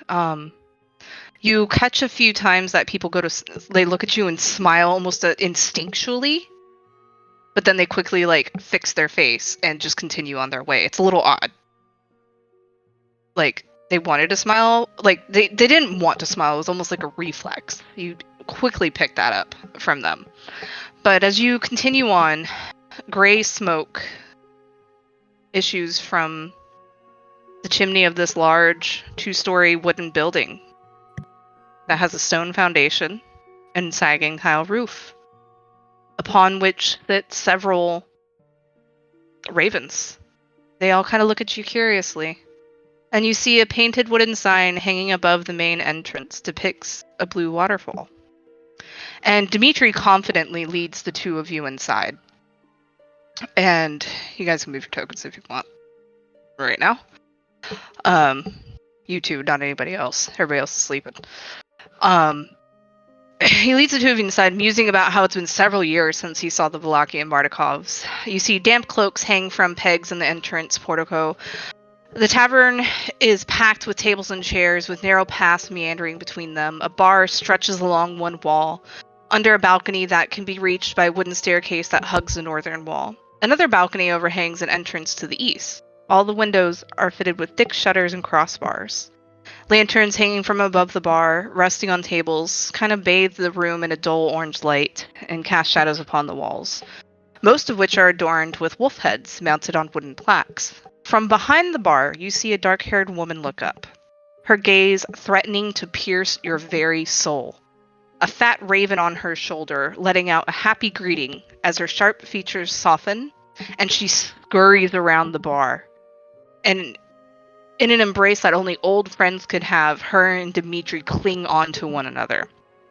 A breath later, she straightens, steps back, and clears her throat Good to see you, Baron Kreskov. I can get a table ready for you and your companions. And Dimitri, yes, I'm sure they both would love Erwin's take on wolf steak, and we've traveled on foot. We're seeking out some folks. And for another moment, this woman's eyes kind of look insightfully over Dimitri, and a flash of understanding is seen in her eyes. I think I know who. They've had a rough night of it and are resting, came in early this morning. I'll keep you fed and wined until they get up. You're not to disturb them. And she kind of looks at Dimitri, and for the two of you, you've never seen somebody talk to the Baron this way. Not even his wife.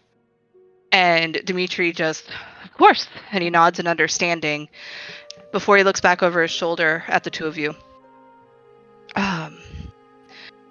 And he gives her your names, which I'm withholding for a reason. And he introduces you. This is Danica Dorokova. Her and her husband, Erwin Mardukov, run the inn. Our families have been good friends for generations. A few marriages between them, too, I believe. And Danica kind of nods and sit wherever you like. I'll go tell Erwin you're here. And she goes into the kitchen. Dimitri looks back at the two of you. Come on, let's sit. We have the place to ourselves. I'd like to go sit over at this table. Do you guys follow him in? Oh yeah. Definitely. Okay. I didn't see your tokens moving, my bad. I didn't know where he was, so I was waiting for him to move. Yeah. Yeah, you're good. And he kind of Good. sits down in this corner, and you can see he's looking up at these balconies that are above you guys.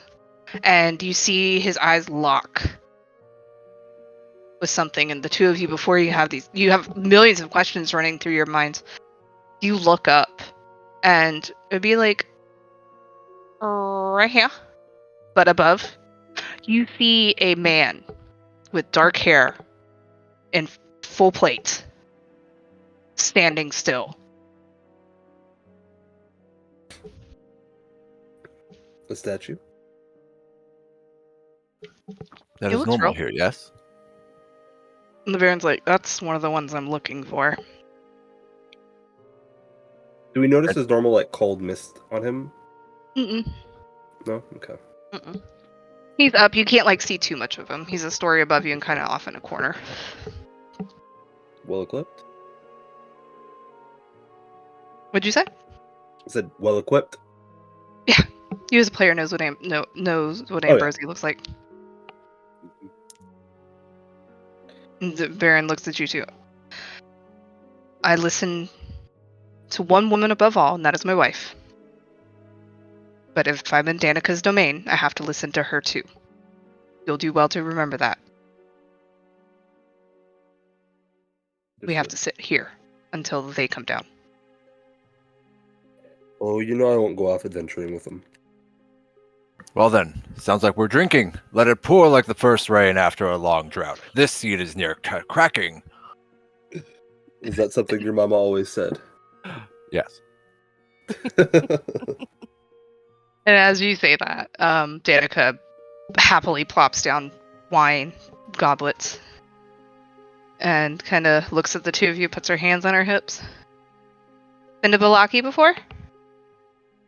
Never left the gates. Hmm? I've never left the gates of Kresk. Oh, I was agreeing with you. You didn't have to repeat Oh, yourself, but I thank you for apologize. that. What about you? And she looks at your character, Jason. Yes, there's a fresh wind here, like a first gust in the morning for me. You're from Kresk. You. He'll look around at, of course, Baron Dimitri is from Kresk. Yes. Do you have any questions? Need anything else while you're waiting on the food?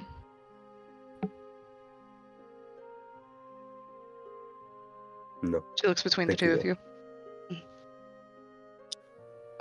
The guy looks like he wants to speak, but he realizes he needs to stop talking. He'll stop talking. And she'll kind of look at the two of you. Well, Dimitri, you have some... I wish my boys listened as well as this sometimes. And she kind Finally of got his pats mouth the to stop. table. Huh? We finally got his mouth to stop. You did a wonder. Good to know. Works they in the are- boys too. They are but seeds, but someday they shall sprout.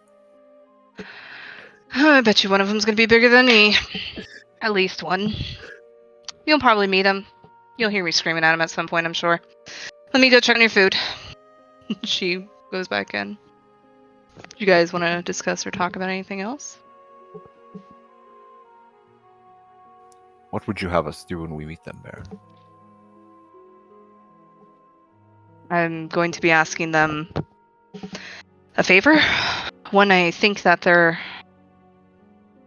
already going to be willing to do.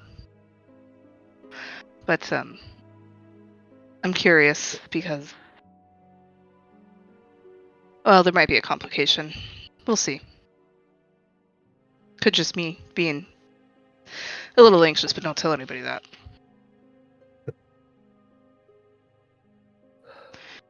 And if you seem to enjoy them and wish to join them, all I ask is that after the task I have come here to ask them about is done for the good of Kresk, that's done first before you go with them wherever it is they're going to do. Indeed, every stone in the riverbed was once but a jagged rock. Time smooths us all, and I look to be smoothed by this cohort. The character just gives an amused sigh. Just The bear just gives you a chuckle and gives you a nod, and a few minutes later, Erwin comes out. Barovian, got darker hair, lighter skin, big build. Dude, he's definitely the cook. You can tell by the little bit of round to his belly. Big broad shoulders. But the way he smiles at you guys, you just instantly feel welcomed. Like, this is somebody you want to be around. And he comes and he plops down a wolf steak in front of both of you. And then he actually puts down a, looks to be probably chicken in front of Dimitri.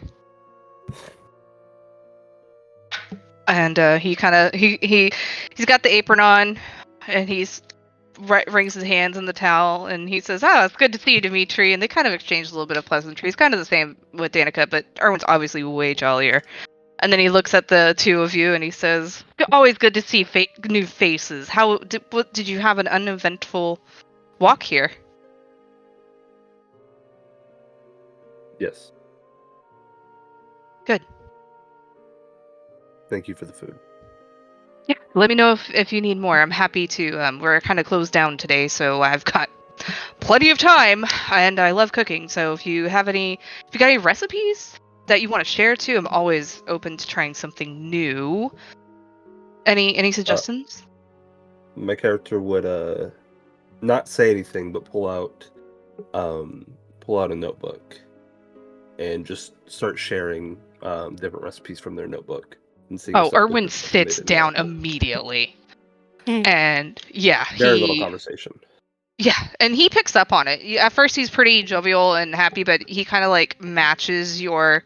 If anything, it's like talking to an older. It's like if your friend was a dad.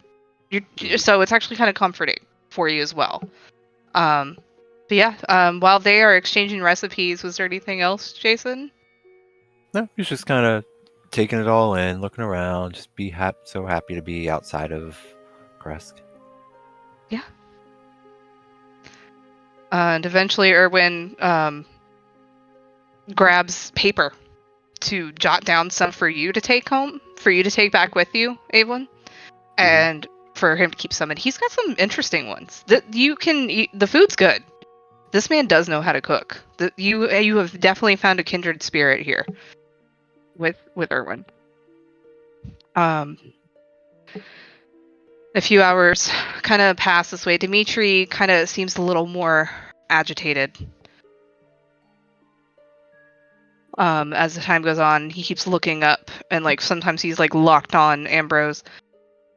What is your guys' passive insight? 18. He'd pick this up, Jason. I have to do math. Just passive perception if I have. Well, it's insight, so it's whatever your plus on insight is 10. 16. 16. Yeah, you guys would both pick this up, that every once in a while, you see Dimitri kind of like, he kind of sniffs a little bit, and then he looks to be even more agitated, and he's thinking, but then he like makes himself stop thinking about it and just, he joins in some of the conversation, but you can tell this man is focused, anxious, and something unexpected has come to his attention. Oh. Yeah. Barrett, the mountain does not complain when the river carves its path. It merely endures. I'm sitting here. I'm not bothering them. Is it something you don't think you can speak on? I say at And this you'd point, prefer everyone's to- lived. Because we can have conversation outside of voices. It'll come to light. It'll come to light. And you can tell he's not wanting to talk about it.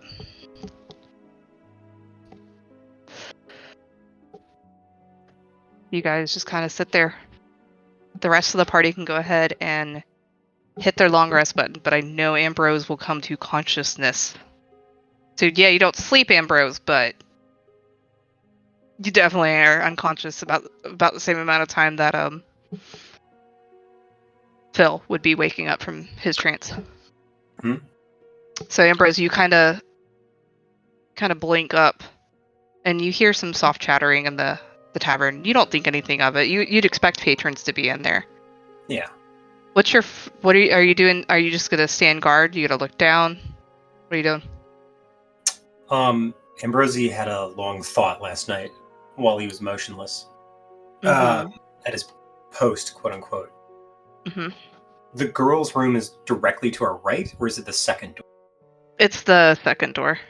Okay. He wouldn't be loud, but he'd calmly walk to that door, lean against it to see if either of them were awake. Chink, chink, chink.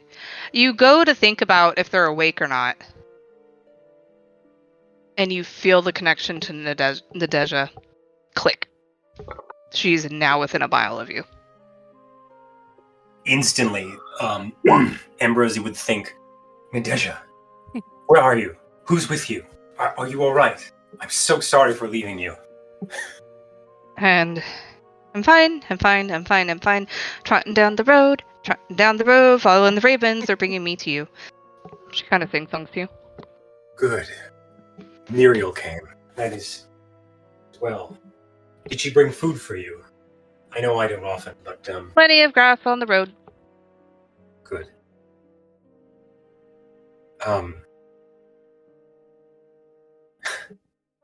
We are all right. Thankfully. Though... It is as the Battle of Argynvost. All those years ago, several of our companions are slain. I'm afraid we'll be picking up the pieces again. You just get a sense of understanding from her. Like a comforting one. I'll be waiting at the inn for you. I'm sure Erwin has a The brush. best hay. Me and Iggy gonna eat the best hay. And Ambrosi blinks as he turns around to see Phil. Yeah, Phil's putting stuff in your book bag. You know what it is. Phil, I have good news. Okay. Nadeja is safe. Muriel was able to bring her. Good to hear. Would you... It's a little... Do we have time? I would love to... I feel my spirits uplifting in this moment. May I go outside and do my morning calisthenics, or are we leaving? No, we will need more rest. At least another 4 hours. Yes? Roll an insight real quick. Sure for thing. me. Yeah, you would know you need to rest more to actually get the benefits of a long rest. Yeah, he wants to do like morning calisthenics, stretch, warm up, that kind of thing. Light physical activity. Exactly. 22. Oh, you just see Phil just The stoic hard Phil that you saw last night is not the same Phil you see this morning. So Phil just looks at you and do what you need to do. I'm probably gonna go down and have a afternoon drink. So Morning. go do it. I think. Yes. It's whatever time it is. I'm just I'll say it's about 10. okay. Are you sure? You're welcome to join me. I would No, love the company. not today. Thank you for the offer. Of course, friend. I will be just down the stairs if you need me. I'll follow you down. I'm gonna go sit, chill And at a table. I can't be in that room anymore. From He's across the balcony, Mhm. you hear, and you both look, and I know the lighting's weird in this map. You see Doru directly across from you.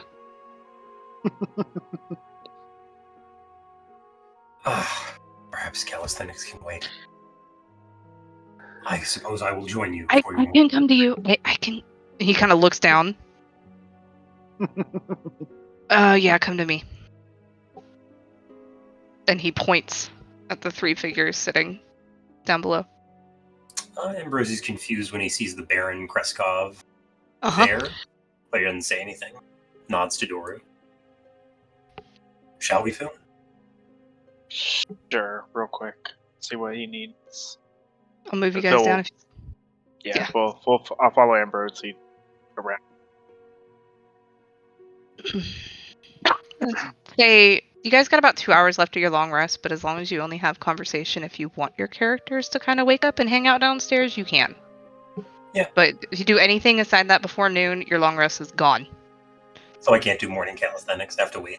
Kind of, yeah. Oh, yeah, and I didn't know if Otis and Bailey would want to... Are you sleeping? So, while you guys had that conversation outside their door, and are heading down the stairs, Otis, are you taking the full 8 hours sleep? Or are you gonna do... Yeah. Yeah. I would. Well, no, I would get up a bit early, and I would. I would. Say you take wake up out- about this time, 10, yeah. I'll take out my notes and I'll put Hans on the table here, and my book, and some of my ritual stuff, my kind of traveling study kit, and I'll lean the staff Kazan in the corner, and some reading glasses. After cleaning myself off magically, I will sit down and, kind of with a sigh, get to work doing some studying in my spell book. Okay. Alright. Bailey, are you sleeping the full 8 hours? Oh yeah. Okay, cool. Alright. So, yeah, Ambrose and Phil, you're down here, you can move yourselves. As we turn the corner, when we've got like the wall between us and the inn, and we're in front of like this shed, Ambrosie would turn to you again, Phil. I'm sorry, Phil. I just noticed. Are you all right? He puts You a have no- comforting hand on your shoulder. Phil surprisingly accepts it. It's like, I'll be alright. It really hit me last night. You know, I'm used to hearing, Zaire snoring and, his, mumbles of revenge through the night, as he sleep talks. But instead, I just get to hear Otis's, deep speech as he's, sleeping. So, it's a little. You get used to certain sounds and certain ambient noises, especially for me, and having that not there was really a change in perception for me. So I'll be good. I know time heals all wounds, as they say, but right now I don't know what to do. I think I might. But I won't. I'm not exercising. No, today. not. No, friend. I was praying. I think I understand more now. But let's get you that drink. We can talk about it later. I don't want to rob you of your morning. No Pardon robberies the here. He No nods to robberies you. here. Still nods back. We head on inside. Yep. Go ahead.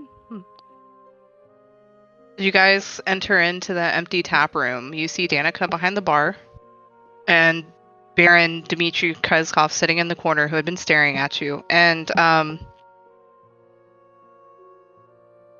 who wants to describe their character first? You got this, Jason. Or I'll go. I'm good either way. Me. Yeah. You go. So you see sitting next to the Baron, a tall but lean figure, kind of like barely fitting into these chairs. Man, I had him like walking in my intro that I wrote, so it's hard to get like just change this sit to sitting. So he constantly just kind of like drags his feet around the floor, almost as if he's feeling it. He has a almost like dark ashen gray complexion with black tattoos that swirl around his bare arms and his bare chest like cracks in stone. And these tattoos blend seamlessly with other markings. His eyes are like a stormlit granite, accompanied by a knowing smirk and wide gestures with his elongated arms that offer trust and comfort as you kind of like watch him talking and motioning. He has wild and windswept hair, dark as coal, with thick fur-lined vest that is kind of draped over his broad shoulders. Cool. You post a picture in PCs, or you want me to do it? Come do it. And who else do they see sitting with the Baron? We see a about taller than average man, kept to himself, or not kept to himself, very much more silent of the three, nursing a drink with a dark brown hood over his head, but he's very unkempt, long hair that's well past being cut, beard that's slowly growing, freckles across his cheeks, and a almost permanently mildly red nose with dull white brown eyes, in studded leather armor that he with no winter clothing or anything atop of it aside from a simple cloak. No weapons to be seen. Definitely just listening to the conversation rather than actively being a part of it, with a permanent look of apathy on his face.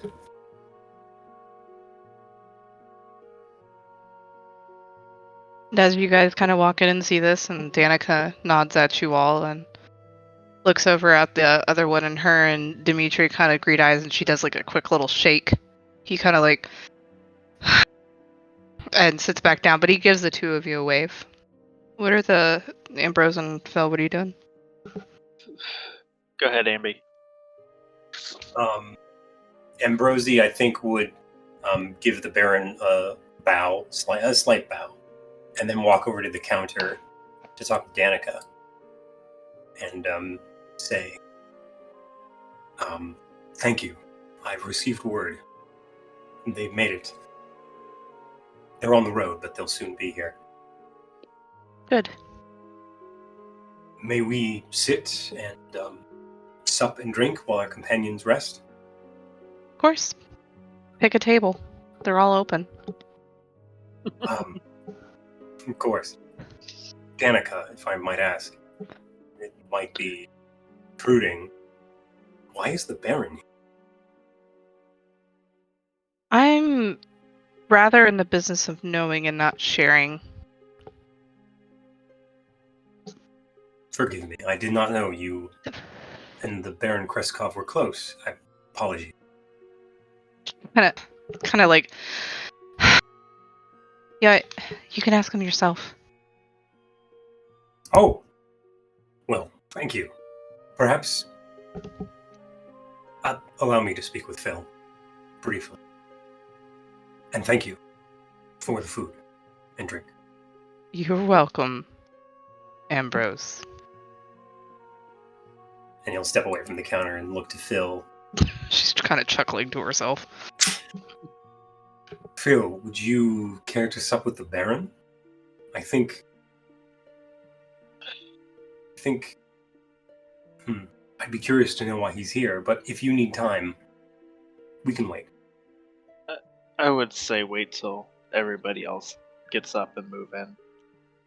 If he's here, then there's likely a reason or request behind it. And I can't make a decision for everybody right now, so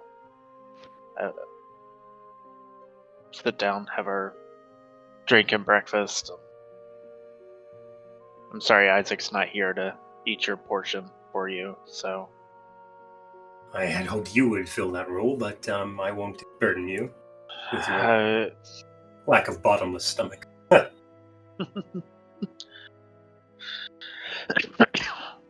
As you guys are standing there, like, sitting and talking to each other, my guy stands up, and the chair like moves with him because he's stuck to his waist because he fills up the chair.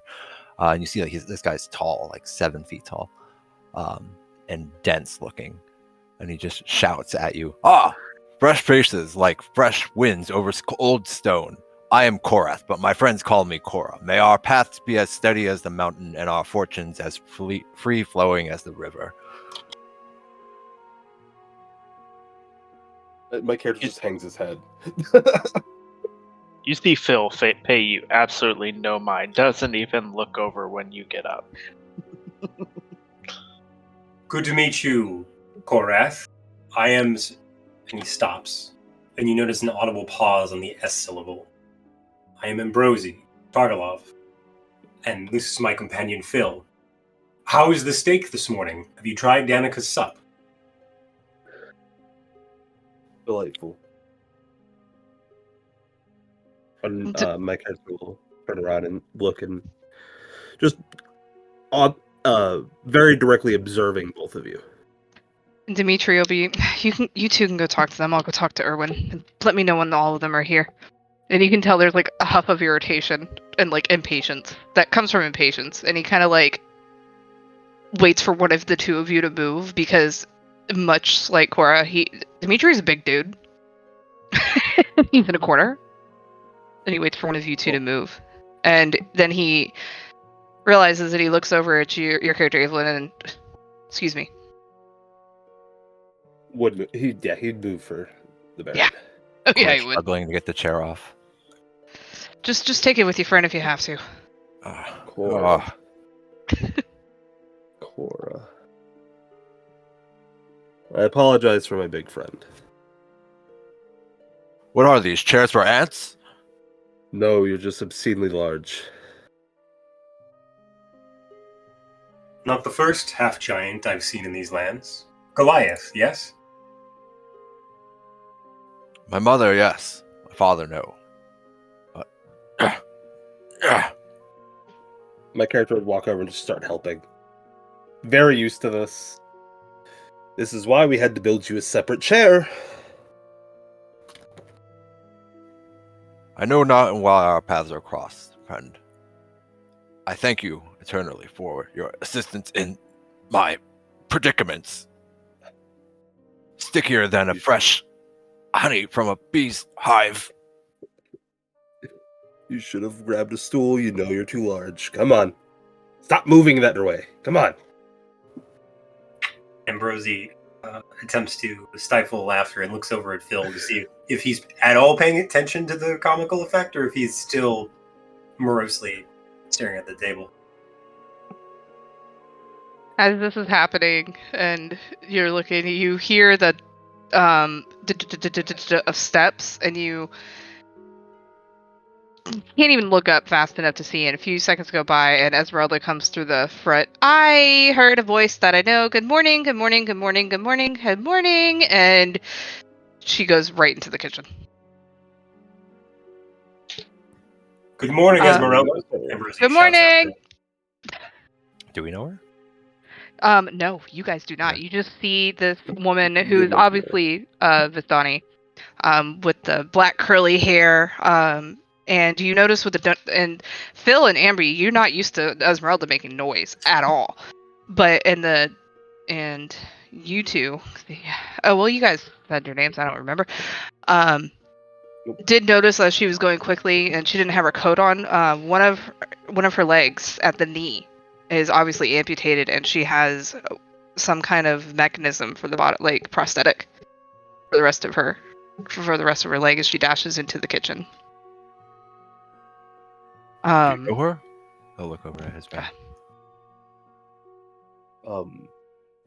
Isn't that the one Dimitri said they traveled with? She is as graceful as the wind and as stalwart as a boulder. Was it love at first sight? I know not of such things. I know. And still with the maintaining the look of apathy through this whole comedic thing, hopefully does eventually pull the chair free. Yeah, I'm gonna pause all you guys in the tap room real quick. Otis, you heard some of this commotion. You hear these conversations. Are you staying with your rituals?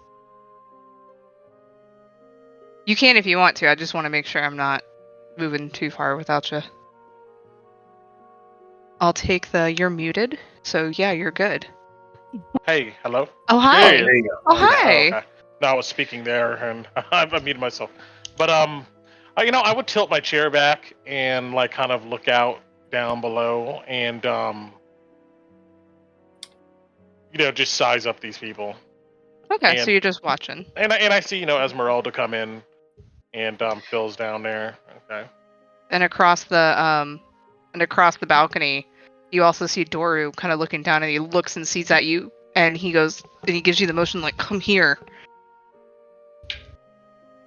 I kind of sigh grumpily, but I And then he holds up a hand, and he looks down as the commotion of everybody paying attention to Cora getting out of a chair.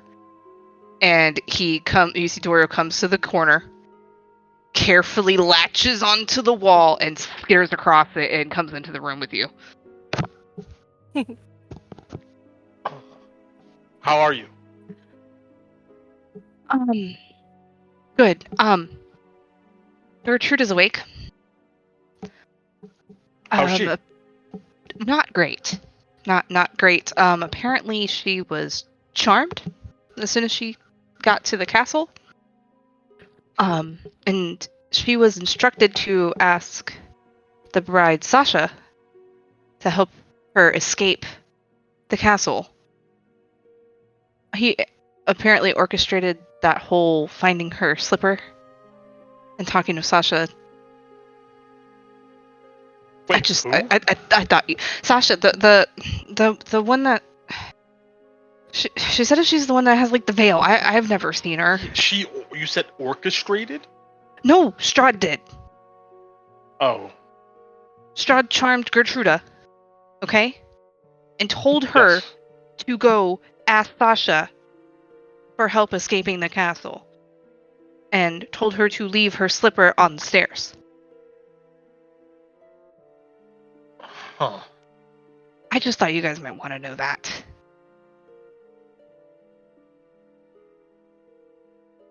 You see him kind of thinking deeply about that. Okay. I kind of take off my glasses and rub the bridge of my nose, and I close my books and stuff. Is she well enough to speak with us? I mean, yeah, but what do you need to ask her? I just told you everything. Well, I just would figure that the others might have some questions. You can fill them through me. She just got out. Okay. I understand. We're bunking in the room that the boys stay in. I don't know where they slept last night. So we're just right across. You gotta go into the tap room, and now I gotta wait for another distraction to get her over. Well, Meet us downstairs like in 15 or something. All right. And he just sits on the bed. You stay up there? Yeah. No, I grab my stuff and the staff and adjust my clothes and just kind of take in a deep breath and exhale. And through all this madness, Otis is really just trying to stay focused. And I come downstairs and Yeah, I'll get you over. Yeah. Yeah, you come downstairs, and then while you're doing that, Bailey, you've heard commotion. Not anything big, anything concerning, but like you definitely and you're kind of like half asleep since you're nearing the end of it. You've heard Esmeralda go running somewhere excitedly. You hear voices that you don't know down in the inn, but you also hear Ambrosi greeting somebody. Are you choosing to stay asleep till noon, or do you want to go downstairs? She's going to begrudgingly, crankily get up. And she'll just start getting herself prepped and preened, as she typically does. Okay. Are you staying upstairs? For a short time, enough time to do that before she'll go out the room. I would say, yeah, enough time's passed by. I'm trying to collect you guys together if you're And going to talk. She's going to collect the precious and take it with her. Yeah, you slept with it last night, right? So you definitely spent an hour with it, so you can choose to be attuned to it. Let me share this item with you. What is this one? I need to review The statue. Which items need attunement and stuff, because you should see it under items now. It's the icon of Dawn's Grace. Wait, it's an actual item? That's awesome. Oh, yeah. Okay. So I need to know which of these items actually. Hold on, I need to look at the descriptions. Okay, so that's what you're doing. You're prepping and going over your stuff. Okay, yeah, gotcha. But Irene is gonna kind of let you be, and she's gonna come out, and you see her stop and look back, and she heads to the boys' room. Obviously, going to speak to Doru. So yeah, Otis, you come downstairs as Bailey's kind of getting herself together, and you see the ending of this large humanoid finally getting free of a chair, and another one helping him, and you see Ambrose and Phil sitting at the table. You guys in the tap room can continue. Oh, finally, like a timber unfreeing itself in the river. Stools only for you. Would this guy look like he's particularly from Crest? Like you wouldn't know. You wouldn't know they're from. They look like Barovia. I mean, the one with the brown hair looks like he's Barovian. I mean, they're dressed in Barovian clothing, but the one guy, looks like a Goliath. Okay. Yeah, I just slide into a seat next to Phil and Ambrosi. How are you both feeling? I'm resolved now. Focused. Better. Phil? Processing. Yeah, I am keeping my resolve and focus too. I hope we can all get there.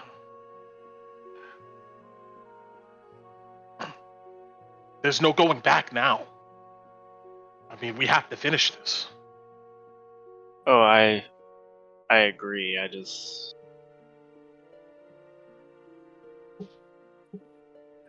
in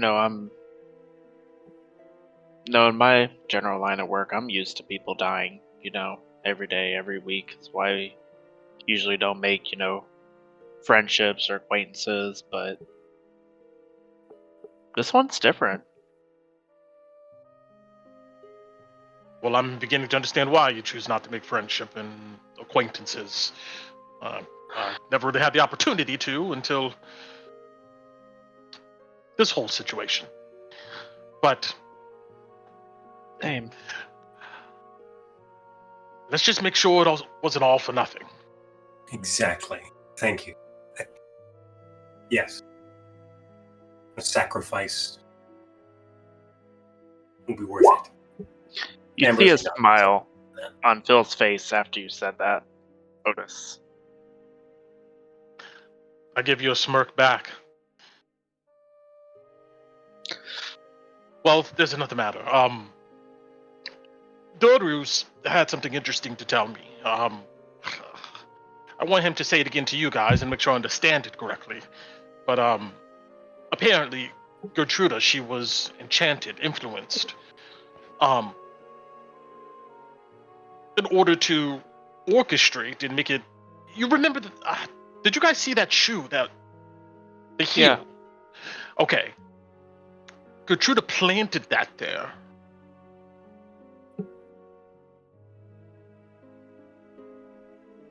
Why? Well, In an effort to make it, I believe, now, don't quote me on this, but to make it look like Sasha escaped. I could be wrong on that. But Dora's going to come down here and, I guess clarify things. But where's Bailey at? I mean, we need to get moving. she sleeps, Otis. You know this. She sleeps. She gets up. She does her hair. She puts on her clothing. Bailey, you walk through the door. As Phil's saying all this. Like literally walking up behind him. Bailey! Rosie said, Phil shut his mouth real quick. with a smile on his face. Good morning. I Morning. gave you the ladder. How are you? Fine. You say so. How's Irina?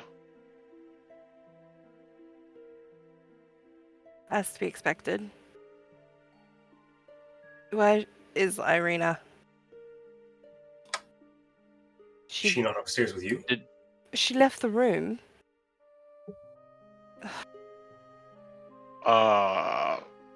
I look around. Bailey's I mean, immediately gonna be like, Irina!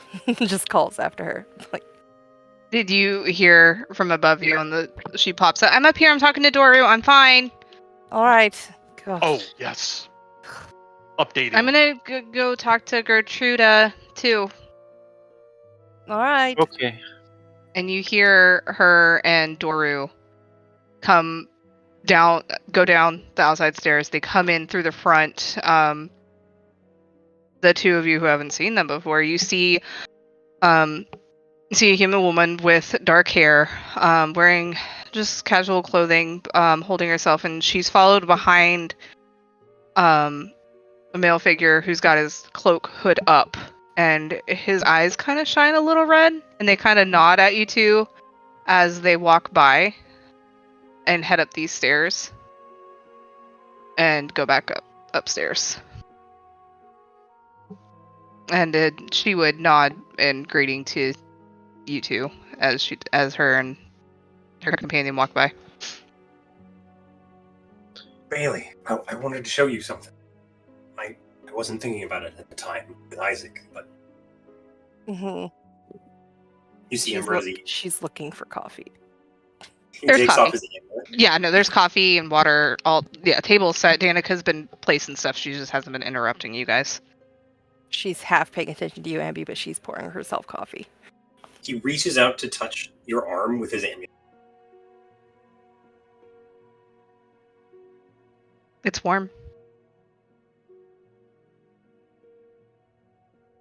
She looks at you. It's new. You did well, Bailey. It's a sign. You did well. I did. Well, what you did with Anastasia? Very impressive. I think the Mourning Lord is shining on us now. I'm more confident of that. In spite of everything. As you say that, the door to the kitchen opens, and Esmeralda comes out, looks, sees the two groups are separate, and she goes, And she looks over at Jason and Abel's character and goes, I think the Baron told you to go talk to them. And she points at the 4 sitting down, and then she looks at the 4. Dimitri needs to talk with us. So, make room. Let's pull this table over. Come on now. Get up. We can have our conversations later. Commanding like a fire. Bailey looks at these other 2 like, who the heck are you? Apparently, and she'll point, that one's Valentine, and that one's Cora, but I think that's the nickname, so sorry, bud, if I'm not allowed to call you that. Now that Valentina stood up and faced them, you'd notice a symbol of the Mourning Lord. In a whisper, Ambrosie will lean over to you, Bailey. See? Fine, I told you. Maybe. Come on, you can sit with me. I don't bite unless you want me to. Isn't that right, Phil? Esmeralda says. Phil just gives her a grin. Like, trying not to laugh, but yeah. You hear Danica, don't scratch my floors or you're oiling them. No, I will be doing... Well, no roughhousing inside of... Yeah. Well said. Wait, did you say the Burgmeister of Kresk is here? Yes. Yes. Baron Kreskov in the back. Right? Right, Esmeralda? Yeah, these 2 came with them. Why are you asking me? He's here to Where's ask you Irina? something. Upstairs. She was talking to Gertruda. Oh, okay. Sorry, you were going to say something. And she leans over to you, Valentine. He's here to ask you something of great importance to him. That's all we were told. We just escorted him here. If I might be so bold, friends. Valentina? Korash? Val. Val. And Cora. He looks at you, Jason. Make sure that name. Yep. He'll nod. What's your relationship with the Baron? Are you friends, family, guards? We are members of his community, sheep of his flock. Dripped in Citizens of- lake.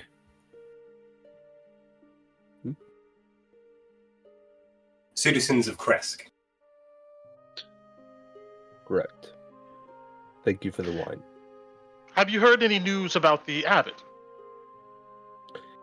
Nothing but the screams. What about the Baron's wife? Have you heard any news about her? To our knowledge, I believe she's fine. Cora. I don't know. I don't remember if we know. You guys don't know don't know anything it, that the party knows, but as far as, I mean, honestly, the community of Kresk absolutely adores Anna Kreskov. Yeah. She is as fine as the wine here. And their daughter, have you seen her about town? How is she? Val has definitely shifted to a very defensive posture, but does not provide an answer. Sorry, I'm looking through my notes to see if we know about the daughter. I don't think we do. Paula? No, she's fine. Yeah, she's fine. Okay. You've seen her outside playing with Ilya Say that. since he came back. And looking at these 4 that are sitting with you, these are the ones that ran through the gates. Like, they had something chasing their ass with Ilya in tow, and that night werewolves prowled all around Kresk. You are the group that was fabled, but there were more of you in the story. Yeah, let's not go there at this moment. They usually lie in these fables. Their memories are honored, but Phil is right. It would be easier on us if we did not dwell on their. I know much on that. Thank you. The mountain does not weep when a stone breaks away, but it remembers. But the clouds do often rain, friend. Bailey's gonna groan and like drink her coffee some more. Oh yeah, you definitely would have noticed that Val is just very over the constant, and he's just They don't stop. But there is no use yelling in the rain. It is best to dance with it. Especially when it marks the bringing of the dawn. Sorry, we're getting a little too much into the soliloquy. Yes. I am Ambrosi Targalov, as I think I've already introduced. Phil, would you like to introduce yourself? And he leans over you to Phil. Phil gives a half-assed wave. Just goes back to drinking whatever's in front of him: wine, coffee, spiked coffee. Right, That's there's what- definitely boozy coffee if you want it. Yes, drinking his boozy coffee right now, just not in a disrespectful sense, but definitely, in his own head at the moment. And this is Otis, one of the original members of the Dawnbreakers. I just say exasperatedly, it's good to meet you, travelers. You as well. You all look very Barovian. Well, thank you. Land's taking its toll.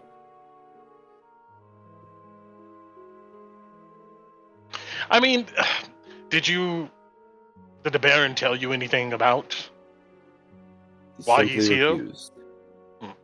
He's here to ask you a question of great import about something you already plan on doing. Okay. He just hopes to speed up the timeline, to my knowledge. And I He's just not look one at- you could wait on. to Ambrosi, I am Valentin Falkovich. And I am Korath Earthspeaker. And they're both fine men that I'm glad you have just met, Dimitri says as he walks through. And he passes Baron. by and puts his hand on Esmeralda's shoulder, he walks around the table, kind of giving you all a silent, empathetic, understanding pat. You get the sense that he understands and was told probably by Esmeralda. At least that's you're missing too. Because he kind of does this, and as you all greet him, and he sits down and looks at you all, and I'm going to say it once because I understand that it's a fresh wound, but my condolences are given. If you wish to speak on it with me, you can, but if not, I understand. Bailey spikes her coffee as he's talking. And then takes a big drink. I think at the moment we're all curious of why you're here. Yes, and you realize the doors have been closed. The door to the kitchen is closed. You guys get the feeling you have this place to yourself. If anything is going to have a place locked down, it's definitely the Mardikovs. And he kind of looks between Valentine and Cora, and he then looks back to you all and says, I summoned these two, not specifically at first, but they gladly stepped up when I announced before even daybreak this morning that I needed to go with me to Vallaki to come and search and find a view. Anna didn't want me to leave, but he kind of breaks for a second, and he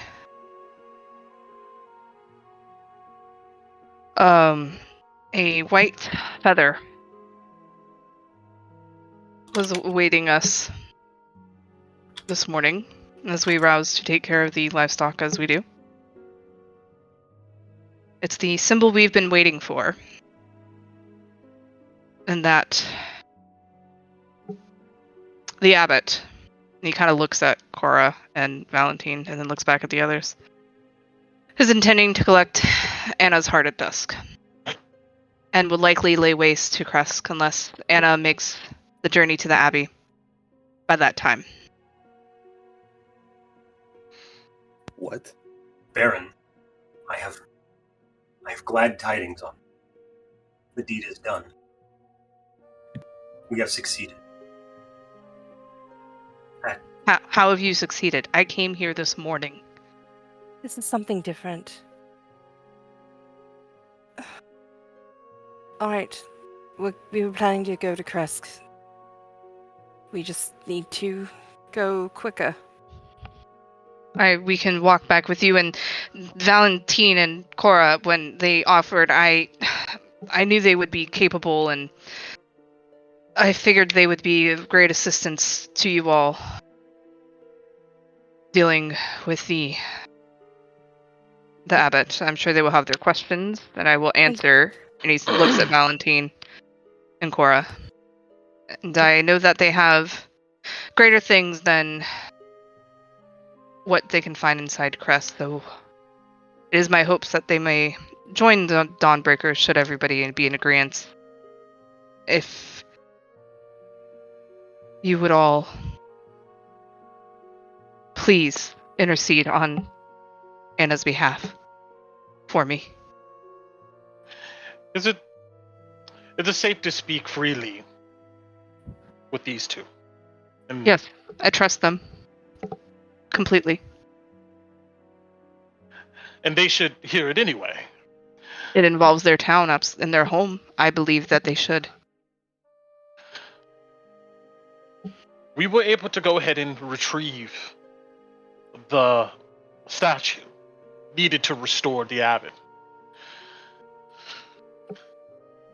But at obviously great cost, and besides losing our friends, you can expect soon, who knows how soon, could be this evening, an hour from now, for the wrath of the devil to descend down here upon Barovia, Vallaki, Kresk, old Barovia town, looking for us. But Anna is safe. No. Not if you don't do something about the abbot. She's you know she's going to turn herself over to keep Kresk from befalling the wrath. Baron, what I mean is that when our task is done in Kresk, the abbot will not ask that of her. And she will be safe.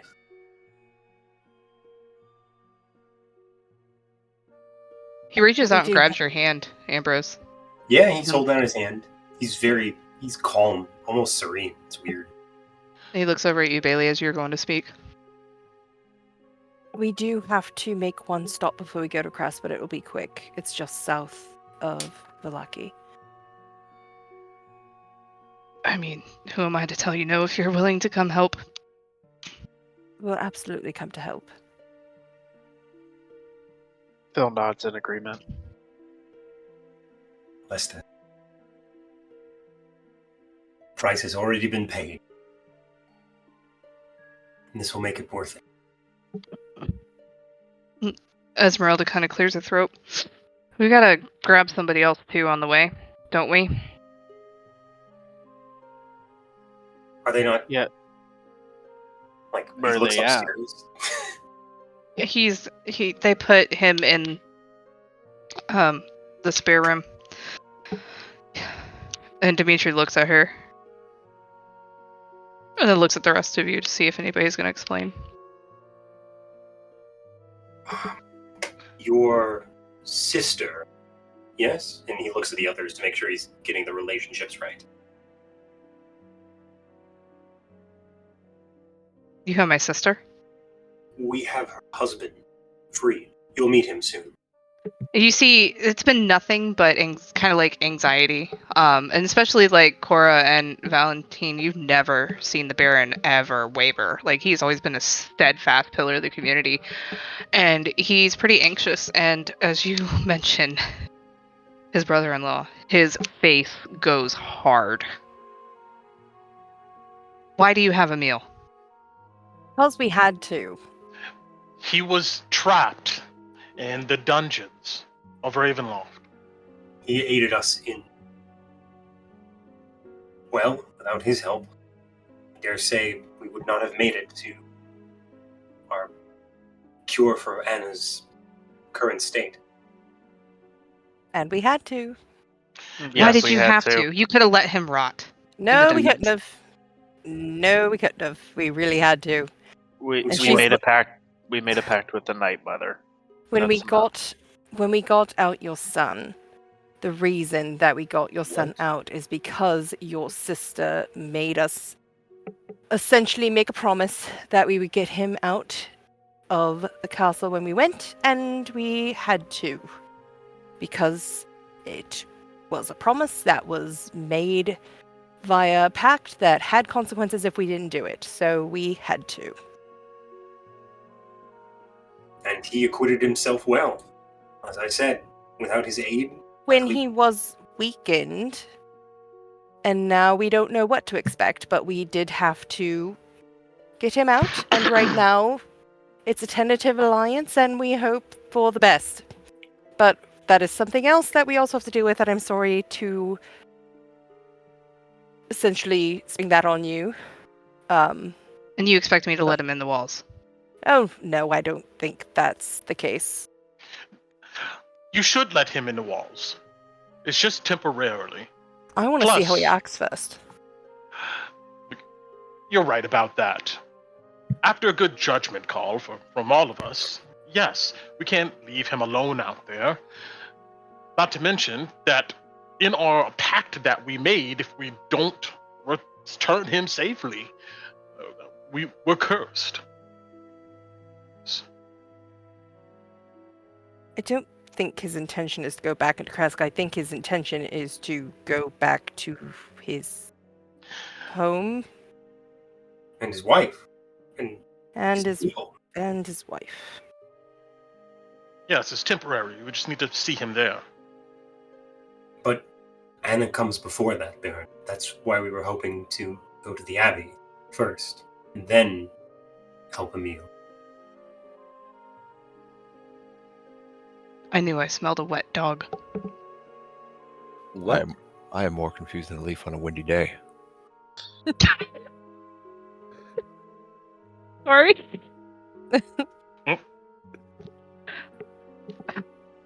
Interesting expression. I must be And- as confused because I don't understand it. He's the reason that my sister left. Well, love does funny things to people. But what of your son? He's back home safe, thanks to... And he motions to the other four. But you can't hold him responsible for your sister's actions.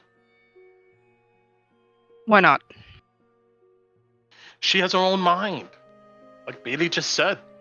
When romance and love get mixed into it, she is going to go ahead and make her own choices about that. They That's a dragged my son conversation. into it. I don't care about their love, what they did. They dragged my son into it.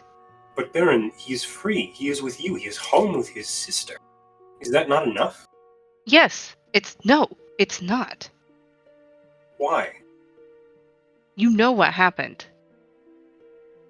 He What got happened? out.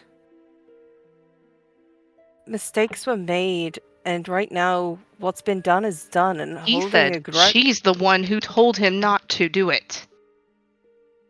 She's the one who told him not to drink the potion. Can you undo what's already been done? At least he's alive. At least she's alive. There are people that literally have just died. You've got people that are alive. Your son's fine. Maybe you should just get over the fact that things don't always go your way, and sometimes you just have to deal with it. And Bailey slams her coffee cup down. Her words speak true, Baron. A river only flows forwards, never backwards. And we have paid dearly to save Anna. The least you could do is show some kindness to your brother-in-law on our behalf, if nothing else, Baron. I want the entire party to give me a persuasion check. It's a group check. How about this for persuasion? Firebolt! No, I'm just I cast Fireball. What if I'm not supporting what's going on?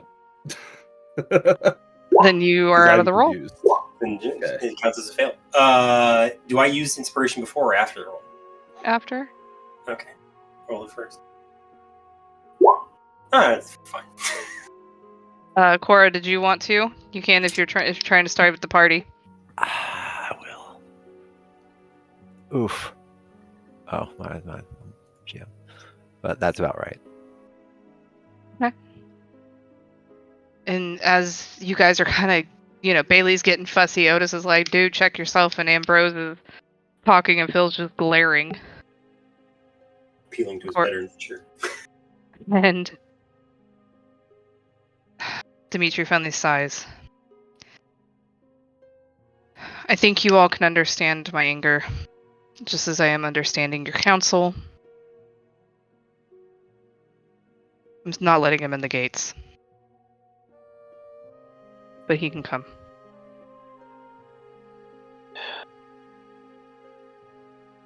Phil looks at Dimitri. You can make whatever pact or agreement with him that you desire. We've got what we need, but we need to finish our task for your sister. Aside from that, you can wash your hands of whatever you need to with them, as can we. But unfortunately, we, as Bailey stated, we are currently bound, and it wasn't. It pretty much was a life or death decision. No, I understand. So, and don't get me wrong, I agree with Bailey. I just don't have the fortitude right now to jump up and scream as he kind of points to his coffee. So, I understand your reservations. You want your brother-in-law and your sister and everybody to stay away from the city. That's between you and them. But unfortunately, we still have to do what we promised we would do. And as far as Anna, I think we've all agreed that we're going to assist on her behalf. I know we need a few minutes to talk with, a few people upstairs.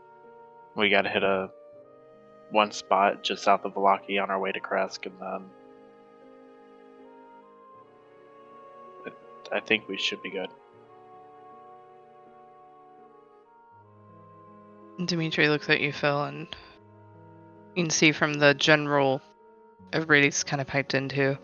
He nods and he goes, me and these two are ready to go, and I really do hope, aside from my outburst, that you will consider letting them join your ranks. They're good folk. They're steady folk. They have their own things they Like can I bring. said first, I look at Valentine and Cora. Are you willing to be chased by the devil? I'm willing to die trying to kill him. I'm here to see change in this land, as was once told to me by someone important. We shall walk this path together, like rivers merging into the sea. Phil looks at Otis and Amby and Bailey. I say let's see how the day plays out. Well, I mean, half the people who joined us last time died, so I mean, it's up to them if they really want to risk it. But I think at this point we need as much help as we can get. The first test will be the Abbey for them. Agreed. I think. Agreed. Dimitri will look over at Valentine and Cora. Are you still interested in this? Death is but a Never. natural part of the cycle, like the changing of the seasons. Do you have Never a fear lost of blood? interest. Sorry, what was Valentine trying to say? Sorry. Never lost interest. You know what I'm after. Dimitri nods and looks at you, Phil. What'd you say? Do you have a fear of blood? Look where we grew up. Look at the life we lived. No.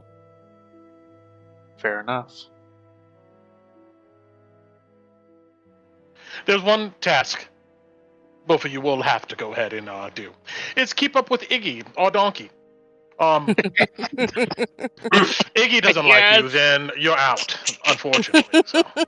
And Nadeja as well, but Nadeja's very sweet mare. I truly doubt you'll have problems with either. She likes sugar cubes. Apple. Not that I found one.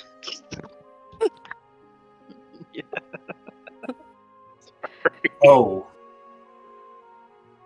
And I guess this goes without saying, while the Baron's relationship with Emil and his sister are strained, that is not the same for us. And we will be aiding Emil. Why? What's her name again, Dice?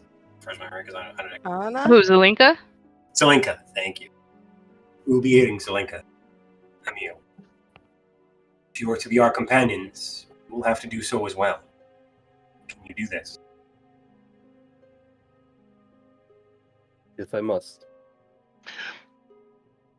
Where's Daughter? I told him to come down here.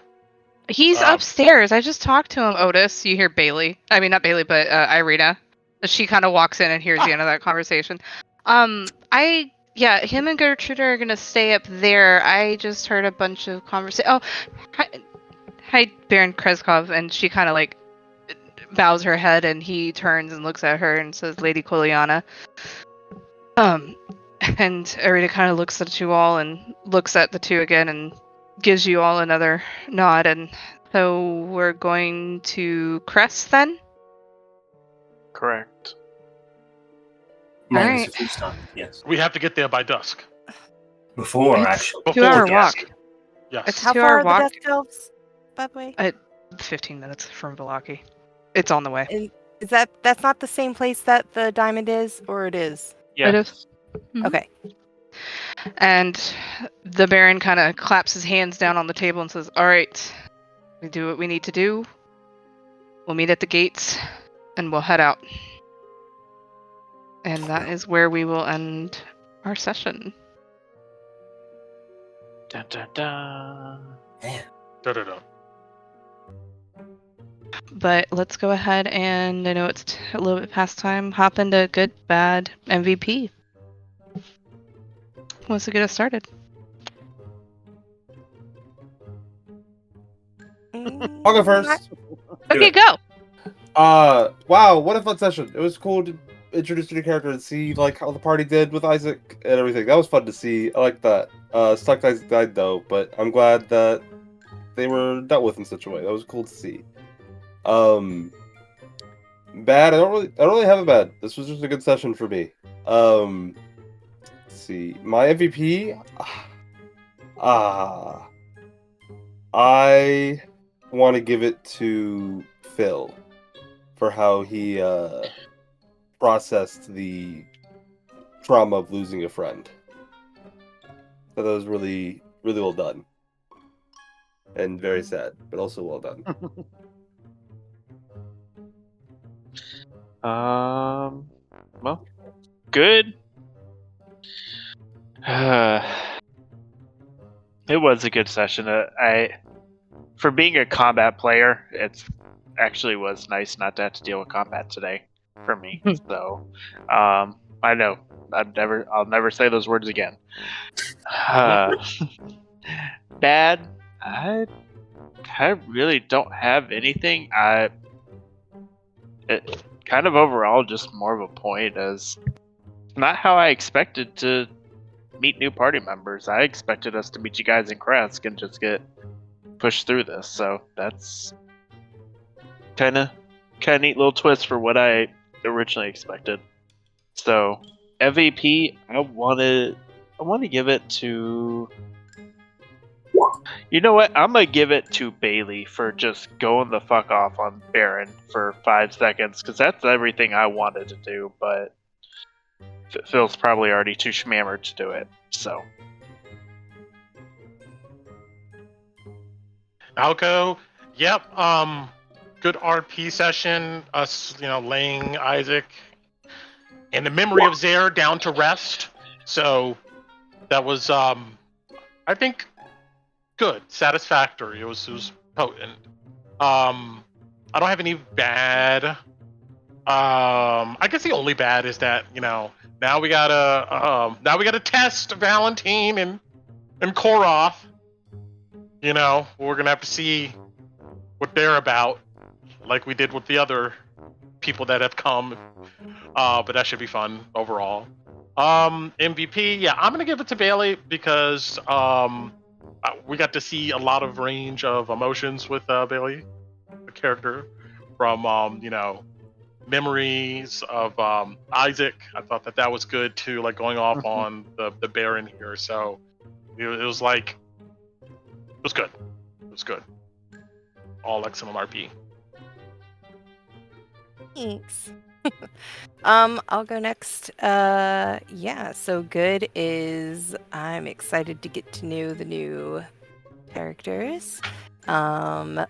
And again, several good RP moments between everybody that I was able to see because of my bad is I actually had to hop out a couple times during this session, so I missed a lot. So yeah, so I tried not to make it a big deal, but I did have to hop out quite a bit this time, so that's my bad.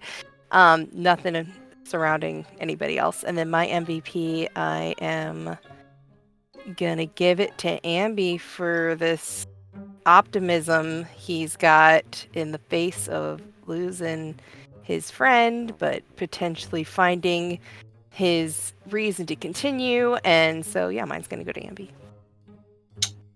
All right. Well, guys, it was a fun session. New characters are always exciting. And like Dice said at the beginning, I feel like this is the beginning of the end game, so to speak.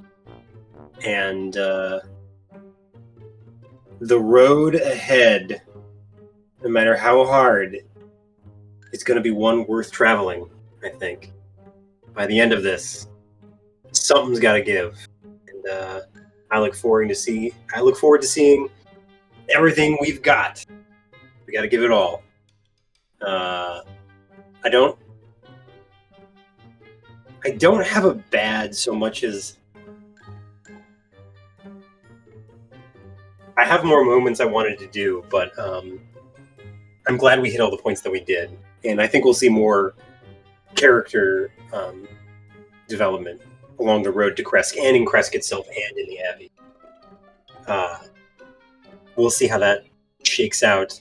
My MVP, everybody else said it. I'm going to give it to Bailey for her moment with the Baron. But I love, Jason, your character's poetry and similes. They're awesome.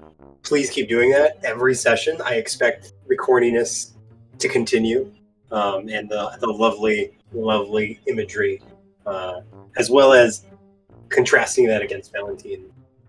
Straight man act. So thank you both for the for the awesomeness of the new characters. But yeah, my MVP goes to Bailey for that last bit with the Baron. I think that leaves me. Bad is we didn't get into combat because I'm ready to fight with this guy. Good though is all the progression, the getting through the loss of the characters, getting into the next steps of what we're doing. So a lot of really good development here, and my MVP will go to Ambrosi for the development that he's going through to hopefully get his pally powers back. That's what I'm waiting. Question mark? That's what I'm waiting for. Yeah. I do want to give an honorable mention. I thought that speech from Zare was pretty awesome. That was amazing. Yeah. That was That was amazing. really I was fucking going to give an good. honorary too. That was Absolutely. That was really superb. good. That was awesome writing. Yes. I believe that's everybody. Yeah, because I got 6. My good is we got to the beat I wanted to, so I appreciate everyone's patience and understanding for me kind of pushing you guys a little bit. I tried to set up the session where the party had their moment to kind of reel in from what happened, because I felt like it was needed for you guys, for your characters, especially with how deep you guys dive into your characters. And then I wanted to switch over to the other two as like kind of maybe a cool little intro to them. So, and that worked out about as good as I thought it would. So I'm happy that worked out, and that's contesting to how good of players all of you are. I like Valentine, especially knowing his story. I can't wait for more of that to come out, especially the when stuff's going on, because obviously him and Cora have no idea what's going on. And the cooking moment with Erwin was cute. I loved that. That was great. I had totally forgot about that already about your character, so that was cool. Good job playing that out. And Jason as Cora, it's great. It's amazing. And that what you wrote was there, and that you were willing to speak it out. That was cool. I think that was really good closure as well. For Zare, who I'm gonna miss terribly, but Cora is gonna be hilarious in the best way. I think the party needs their little bit of happy-go-lucky again. Bailey getting pissed and checking on Irina was so cute. I loved it. I like how Otis was like, whoa, something's talking to me. Oh, but hey, you have information, but I want to talk about this because I don't care what you have. I want to talk about this. It was very character, and I loved it. I like how I'm seeing Phil's transition to what me and Doba have talked about with this. I think you're playing it wonderfully, and echoing the same thing with Shane, with Ambrose. And I know you, Shane, probably have a few more beats that we've talked about, and they're coming up. You guys are going to have a 2-hour walk to Kresk. You guys can roleplay for 2 hours if you want the whole walk. I don't care. I just wanted to get y'all out of Vallaki and moving. And you guys, like I said, you guys are going to be walking for 2 hours. You guys want to talk for 2 hours next session? I'm fine. But, so I appreciate you guys kind of letting me bump you along. I think it was good. My MVP is gonna go to. It's so hard. You guys are always so good. I just always want to give it to everybody, but then that takes that away when I do that. So I'm gonna go ahead and I'm gonna give it to Jason as a player for that Zare moment, because that was great. Everybody had great moments, but that just. My runner-up would be Brent, Otis, assigning the 2 new characters having to deal with the ass of the party as they're hazing. That's great. Very Otis move. But that does give Bailey the MVP for this session. So did you already have inspiration? I didn't have it marked on my sheet. Oh, well, so now I'm you do. not sure. Well, so You gave inspiration to everybody at the end of the last session. Yeah. Oh, well, I have it. Yay. Yeah, mine doesn't go away until you use it. You can only double up if I've specifically said so, which should only be Valentine and Cora. So yeah, you guys, it was great. It was a good session. So cool. All right, we're gonna say goodnight to Craig. Good night, Good Craig. night, Craig. Bye-bye, Craig. Bye-bye. Go to bed, Go Craig. away, Craig. Get out of here, Craig. Craig. You're I overstaying know. your welcome. Get a Shoot. life.